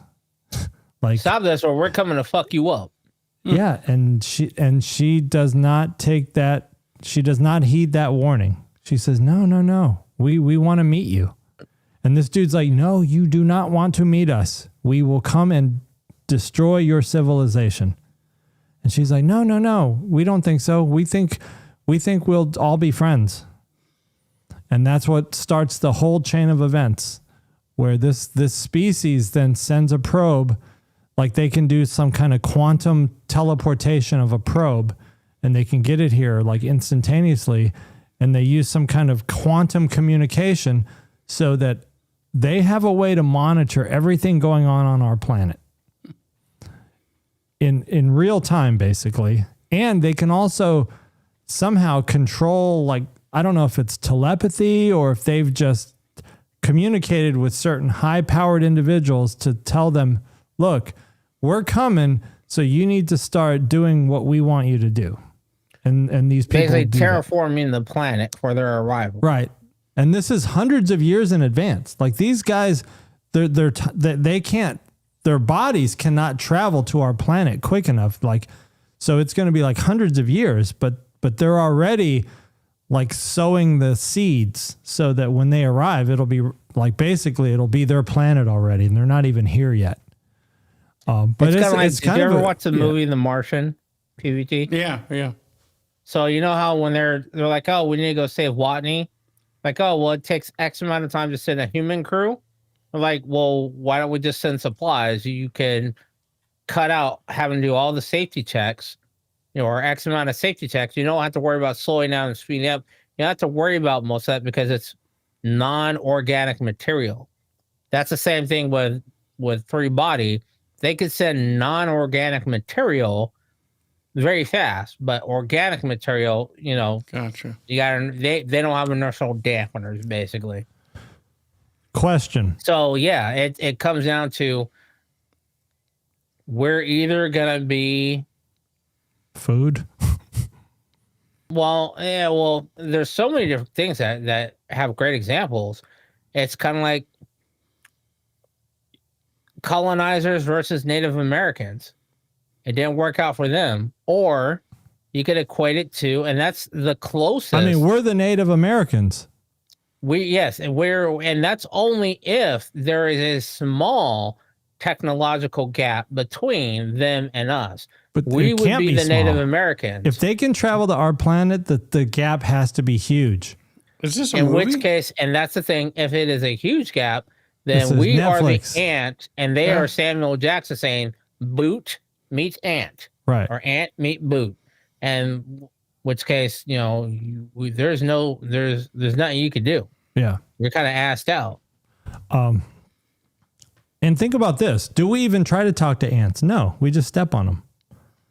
So there wouldn't even be, on their end, they wouldn't even try to deal with us because we would be ants to them. They would have no reason to even try to communicate with us, just like we don't try to communicate with ants unless you're Ant-Man. Question. And they're also saying now, with that being the case, is the government shutdown part of why we are, is it ironic because all this, so even though it's on the opposite side of the sun, there's certain information you can discern and pull up because it is so close to the sun and visible and getting signals of the sun and getting reaction from the suns, like the flares and everything that are around it. And it's coming out, I'm going to say, in the next month or so. Well, yeah, the government shutdown shuts NASA down. Right. In which case now, at a very kind of important point, we have a government shutdown that's not allowing us to see what's happening now. So it's kind of like we're literally choosing to bury our heads in the sand because they couldn't make a financial decision. Or maybe they're just hiding that on purpose. Right. Yeah, if it's one of those, if it's like in the movie Martian, where they're like, hey, NASA's public, anything we see, we have to publicly release to the public, which I don't think it is. I think they hide a lot of shit. Yeah, is the shutdown part of that willingness of, we already know we're going to fuck up. We already know we fucked up. We already know this is a planet killer. We already have a story spun for next year or the months leading up to next year that it's going to be, we underestimated its proximity to Earth or the moon or whatever, and it's going to be a lot closer. Oh no, so-and-so happened. It's going to hit Earth or hit the moon, and we're going to get fucked up from it. Do they already know that? And there's someone, this is part of their plan to cover up the story to prevent mass pandemonium. Pandemonium, yeah. I mean, if that's what's happening, I mean, I think that's Three-Eye Atlas could possibly be a probe, right? It's another species is just saying, hey, let's send a probe out this way and see what's going on out there. It could literally be a Voyager for another planet. I mean, it's like 47 kilometers in diameter. So that's huge, right? That is a massive ship. I mean, if it was a ship, or if there was a ship inside there, hidden inside the asteroid or whatever that is. I mean, did you bring our tinfoil hats? Look, I'm going to put it to you this way. Think of it this way, and this is why I say it could be another planet's version of Voyager or Voyager 2. The distance between galaxies, between the solar systems, where there's nobody knows what's there yet. Voyager's barely put. All right, Karen, it's not Section 31, but yes, Section 31 could be controlling NASA. There's a gap between the solar systems, our solar system and the next, and that's from another solar system. So you have no idea what they picked up. That could be a tiny little probe that's literally the size of a Volkswagen that's just picked up a bunch of debris and shit from around it. Just dragging it along. And it's literally dragging it along, and it's been doing so for years until its elliptical orbit finally brought it to where it's at. Or it could be a chunk of a planet that failed to get fully created or assimilated into one of the other planets or moons. It's finally made its way back here. For all we know, that could have been part of the original planet that created the moon. Yeah. And it instantly come back. We don't know, and that's the thing. And that's why I think it's pretty irresponsible to shut down an entity that has the ability to view it and track that information for financial reason. Especially when they literally just passed a thing that the top 1%, a one-time 1 or 2% tax rate for billionaires in California is going to be used to reinstate school workers or some other shit. Okay, I get that. That's California. Yo, here's how you fix the budget. All these motherfuckers that just sit here and flap their gums, take a pay cut for a couple of months. That's it. Oh, yeah. You're not an educator. You're not in the military. You literally are just a guy who watches Big Brother and flaps your gums and talks to people. And you're a political influencer. And you're getting paid $100,000+ a year. That would work for any party, too. Anyone. Yeah. Hell yeah. Hey, take a pay cut. You know what? For this year, you're only going to get paid $75,000. Damn, that's a big pay cut, man. Motherfucker, they don't do shit. Yeah. Just flap their gums. You're literally a lobbyist. You literally just wear a suit and you talk. And you convince other people to do things that you want them or your party wants you to do. But you do know the rule. The less you do, the more you get paid, right? Yes, I do understand that. Well, until you cut their paycheck. All right. Hell, kill the Secret Service detail for some of these politicians that don't need it, or senators and congressmen that, hey, motherfucker, you ain't doing shit. All right, final survey. What are the odds? Give a percentage that 3i Atlas is alien technology. 50-50. 50%. Damn. What about you, Mgyx? 60-40. Holy cow. I mean, I'm going to take it kind of conservative and say 25%. It's a 25% chance for me that it's alien. I'm giving it 60-40, 60 towards it is until I learn more information. I mean, it's given off vibes that it is not just a comet floating through space. It's changing course, it's changing speed, and I guess they're picking up like these little light emissions. It's definitely suspicious, but one of the problems I have is who's really telling us the honest of what, like the honest story of what they're seeing, because some of these YouTubers I watch on these 3i Atlas updates, it's a little too wacky. It's like, okay, I don't know if I can believe this guy because he's getting a little crazy.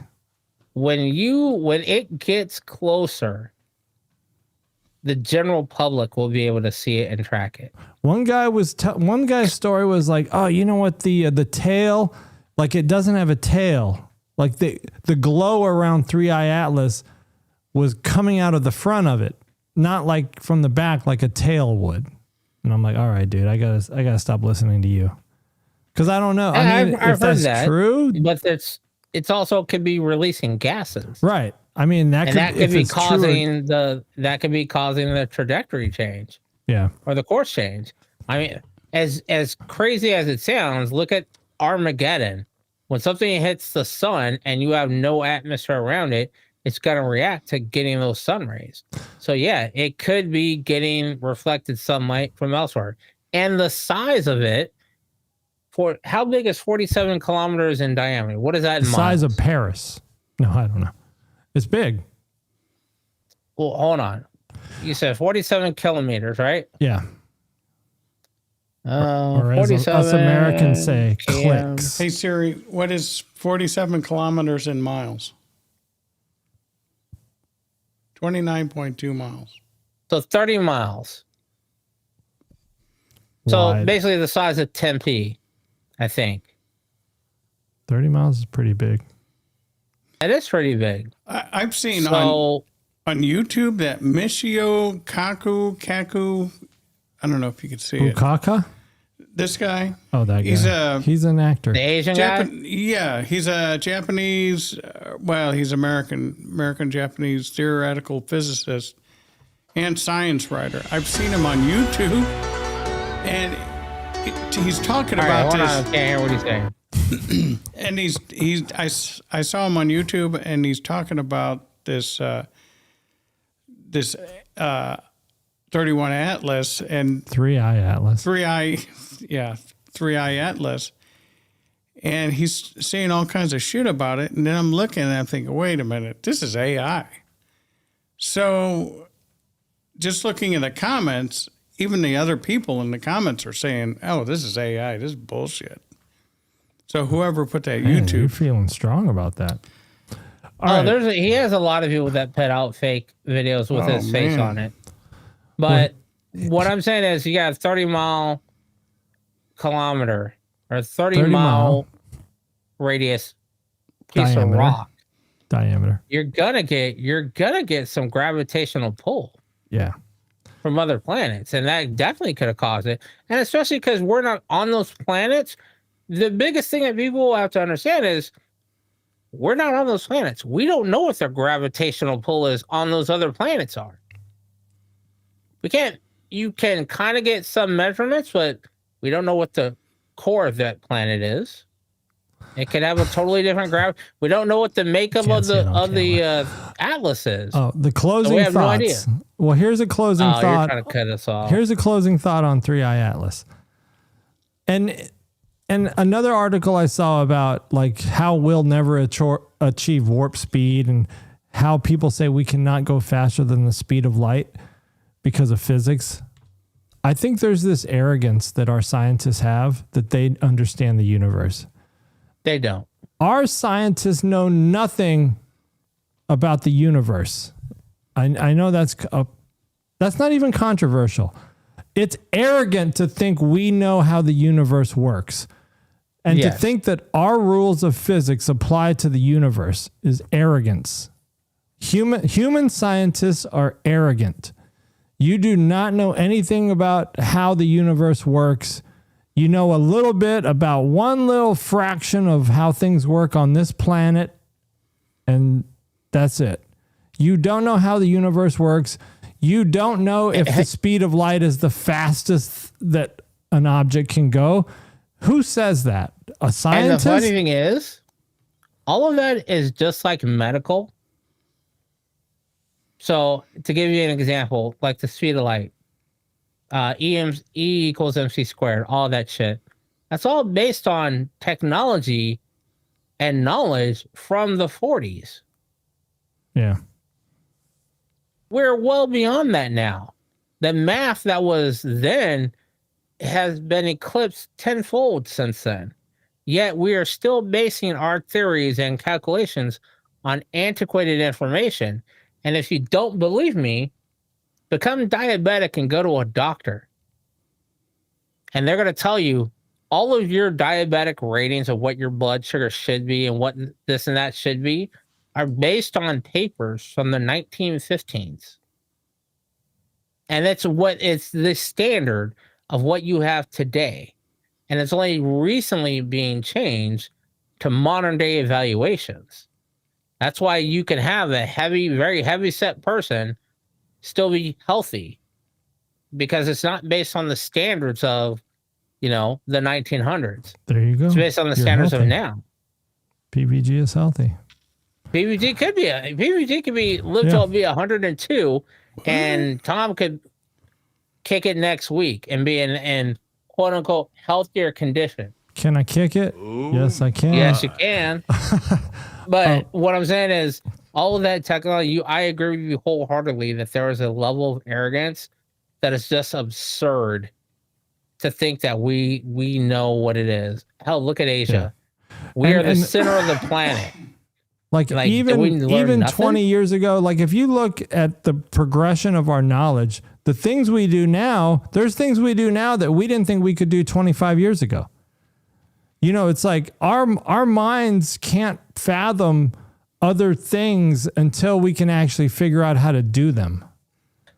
Kind of like going to the moon. We apparently did that on computers that were less technological than the most basic watch. And we lost that. We lost those tapes. And we apparently lost the formula on how to do that. Okay, so we lost that information. Okay, awesome. We lost it. But it's now 50 some odd years later, and that calculator that was used to get us to the moon to begin with is eclipsed by an i9 processor. It's in Siri. You can actually ask Siri, plan a trajectory to the moon, and Siri will give you the plans. But we can't do that with a modern day computer? Just the fact that we're talking to Mgyx, who's all the way from, across the United States. Solar system. And we're speaking, we can see him, He's and it's Uranus. all in real time. It's for a civilian to do that. You know what? I would put it to you this way. Not 20 years ago, there would have been a noticeable lag between us talking. I would have to wait for you to finish. It may have only been by a second or two or 5 seconds at most. There would have been a lag between us talking. It might have been long. And that's not even there. And 20 years before then, you definitely would have had to wait to tell. 20 years before then, we wouldn't have been doing this. We would have just been out riding bikes. Yeah. Well, playing manhunt. We would have been talking in on a parking garage. Talking through cans on a string. Yeah. Right. There's just so much. There's so much that we still don't know, and it's arrogant that our scientists are telling us we'll never travel faster than the speed of light. It's just, I think it's funny. It's hard to take it serious. So, what's your? Let's go around the room. Closing thoughts from PVG. Well, our next podcast is November the 2nd. What do you mean November 2nd? Is that really it? Yeah. Wow. We're almost in November. Black Friday coming up. So, and by the way, thanks for the PVG and his wife sponsored the production meeting earlier this week or last week at El Indio House of Tacos, and we had 2 pitchers of margaritas. Oh yeah. We probably only needed 1 pitcher, but we had 2. That works. Can't even get a gift card or nothing for any of these production meetings, huh? No Zoom call or nothing, huh? We could conference you in on the next one. Yes, yeah. But next, and then this. Are you here next week? As far as I know, unless the 3i Atlas.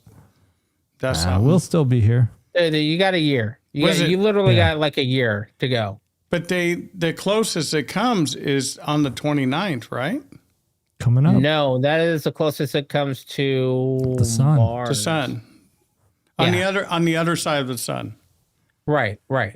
That's why they're like saying that's going to be the closest it gets. That's where you're going to be able to determine if it's made a course correction, if it used the accelerating maneuver. And mind you, this is all based off of Star Trek. Right. Using a gravity assisted. Well, like Karen said earlier, it's going to slingshot around the sun. That's when it's going to drop all its probes. It'll go back like 20 years. Yo, know what would be crazy is if that is Voyager 1 or Voyager 2 from like 20,000 years in the future, and it came back, and the only way to get to Earth and respond with the information is to use the sun to slingshot and come back to the past, so it lands here in its old state. And the program got corrupted, and they need a couple of whales to respond. One whale at least. Only needs one whale. Mgyx closing thoughts. Man. So pick one. Start prepping if you're out there. Buy toilet paper, buy water. Ammo. Do not buy toilet paper. First of all, don't be a dumbass. Yes. You didn't need your parents didn't need toilet paper, your grandparents didn't need toilet paper. And pallets of Maruchan. Ramen, that's fine. Do whatever you want with that. But, prepare for it, because we are coming into the winters. And I think we're going to have I think this is going to be a very weather-centric winter. I think there's going to be a lot of storms, especially for the East Coasters like you guys. Some West Coasters may get flooding. But, start preparing.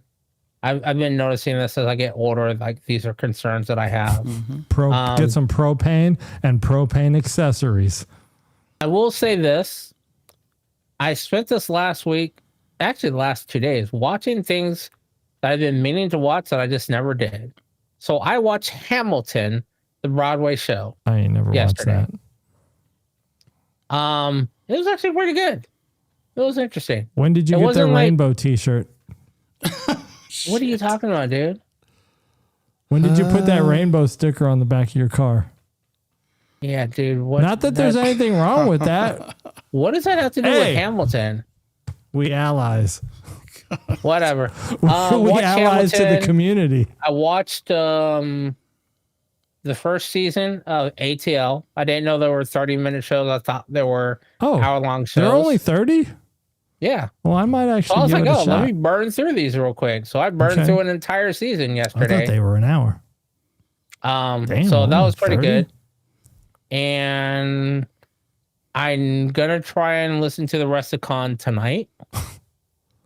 This because I do want to stay up to date on it. Hopefully, I'll be able to make it through. Take off your glasses and brush your teeth before you start, because you'll be waking up the next day. No, I'm gonna do it like literally as soon as the show's over. I'm gonna do that and play some Block Up Zombies. So I should be able to stay awake through all that. I did watch some DS9. And I am seeing now Cisco's getting into this, y'all need to stop fucking with me era. Like, you can see his patience is becoming zero. Yeah. At the same time, I'm seeing Kira is starting to annoy the shit out of me. Well, Cisco's embracing his emissariness. He's like, you know what? I'm the emissary. I'm touched by the prophets. That's me. Right. Kai Wen is making a couple of appearances, which, man, I wish I could maybe I should try it. I'm going to try and get AI to reproduce a scene from DS9 where somebody does this is Sparta, and kicks her off the second floor of the promenade. Her. Yeah. No, I don't want, and you know what? I would do that if they kick her off the promenade, second floor, she bounces into an airlock and then gets shot out. Then I'd be happy. But she does finally embrace Cisco. I don't know if it's legit or what. Are you over here yawning? No. That was a loud ass yawn. I know you tried to pinch your lips together, but all right. That's why we are going to wrap up, because it is getting late here in the Midwest. It's like 3 o'clock in the morning. We got a time shift coming up, don't we? No, yeah, next Sunday actually. Is it next Sunday? But I mean, we're not going to change because we're all going to shift our clock, so we will all stay the same. But those of you in Arizona and Evansville, Indiana, and Gary, Indiana, whose clocks may not change, figure it out. But we're going to be 9 o'clock Eastern, 6 o'clock Pacific. We will stay that time. That's our time. Okay. So, yeah. Hopefully Windows automatically changes. It does. Because I don't And do so this does your anymore. I phone. did this shit when I was a kid. I didn't get it then. I don't really care to do it now. That's why I was like happy when we moved to Arizona. Yeah, that's the one. The one good thing about Arizona is you never have to change your clocks, like your microwave or the clocks hanging on the wall. That's annoying. Right. But you have to change your life because everybody in all the rest of the country changes their clocks. And so everything is a different time now. Right. So, but okay, we'll wrap. Don't forget, check us out on YouTube. Well, you're obviously checking us out on YouTube. So subscribe, like, comment, and check our shorts out. Crewman Patty AI shorts. And we got a little bit here and there on TikTok. I don't care too much about TikTok. That's mostly for the kids, but you know, we try to be out there. But yeah, keep up with us here on YouTube for the most part. And we will catch you guys next Sunday night. Check you later. 2 and 2, 6, 7. Adios, muchachos. Kapla. Kapla. I'm trying to find that.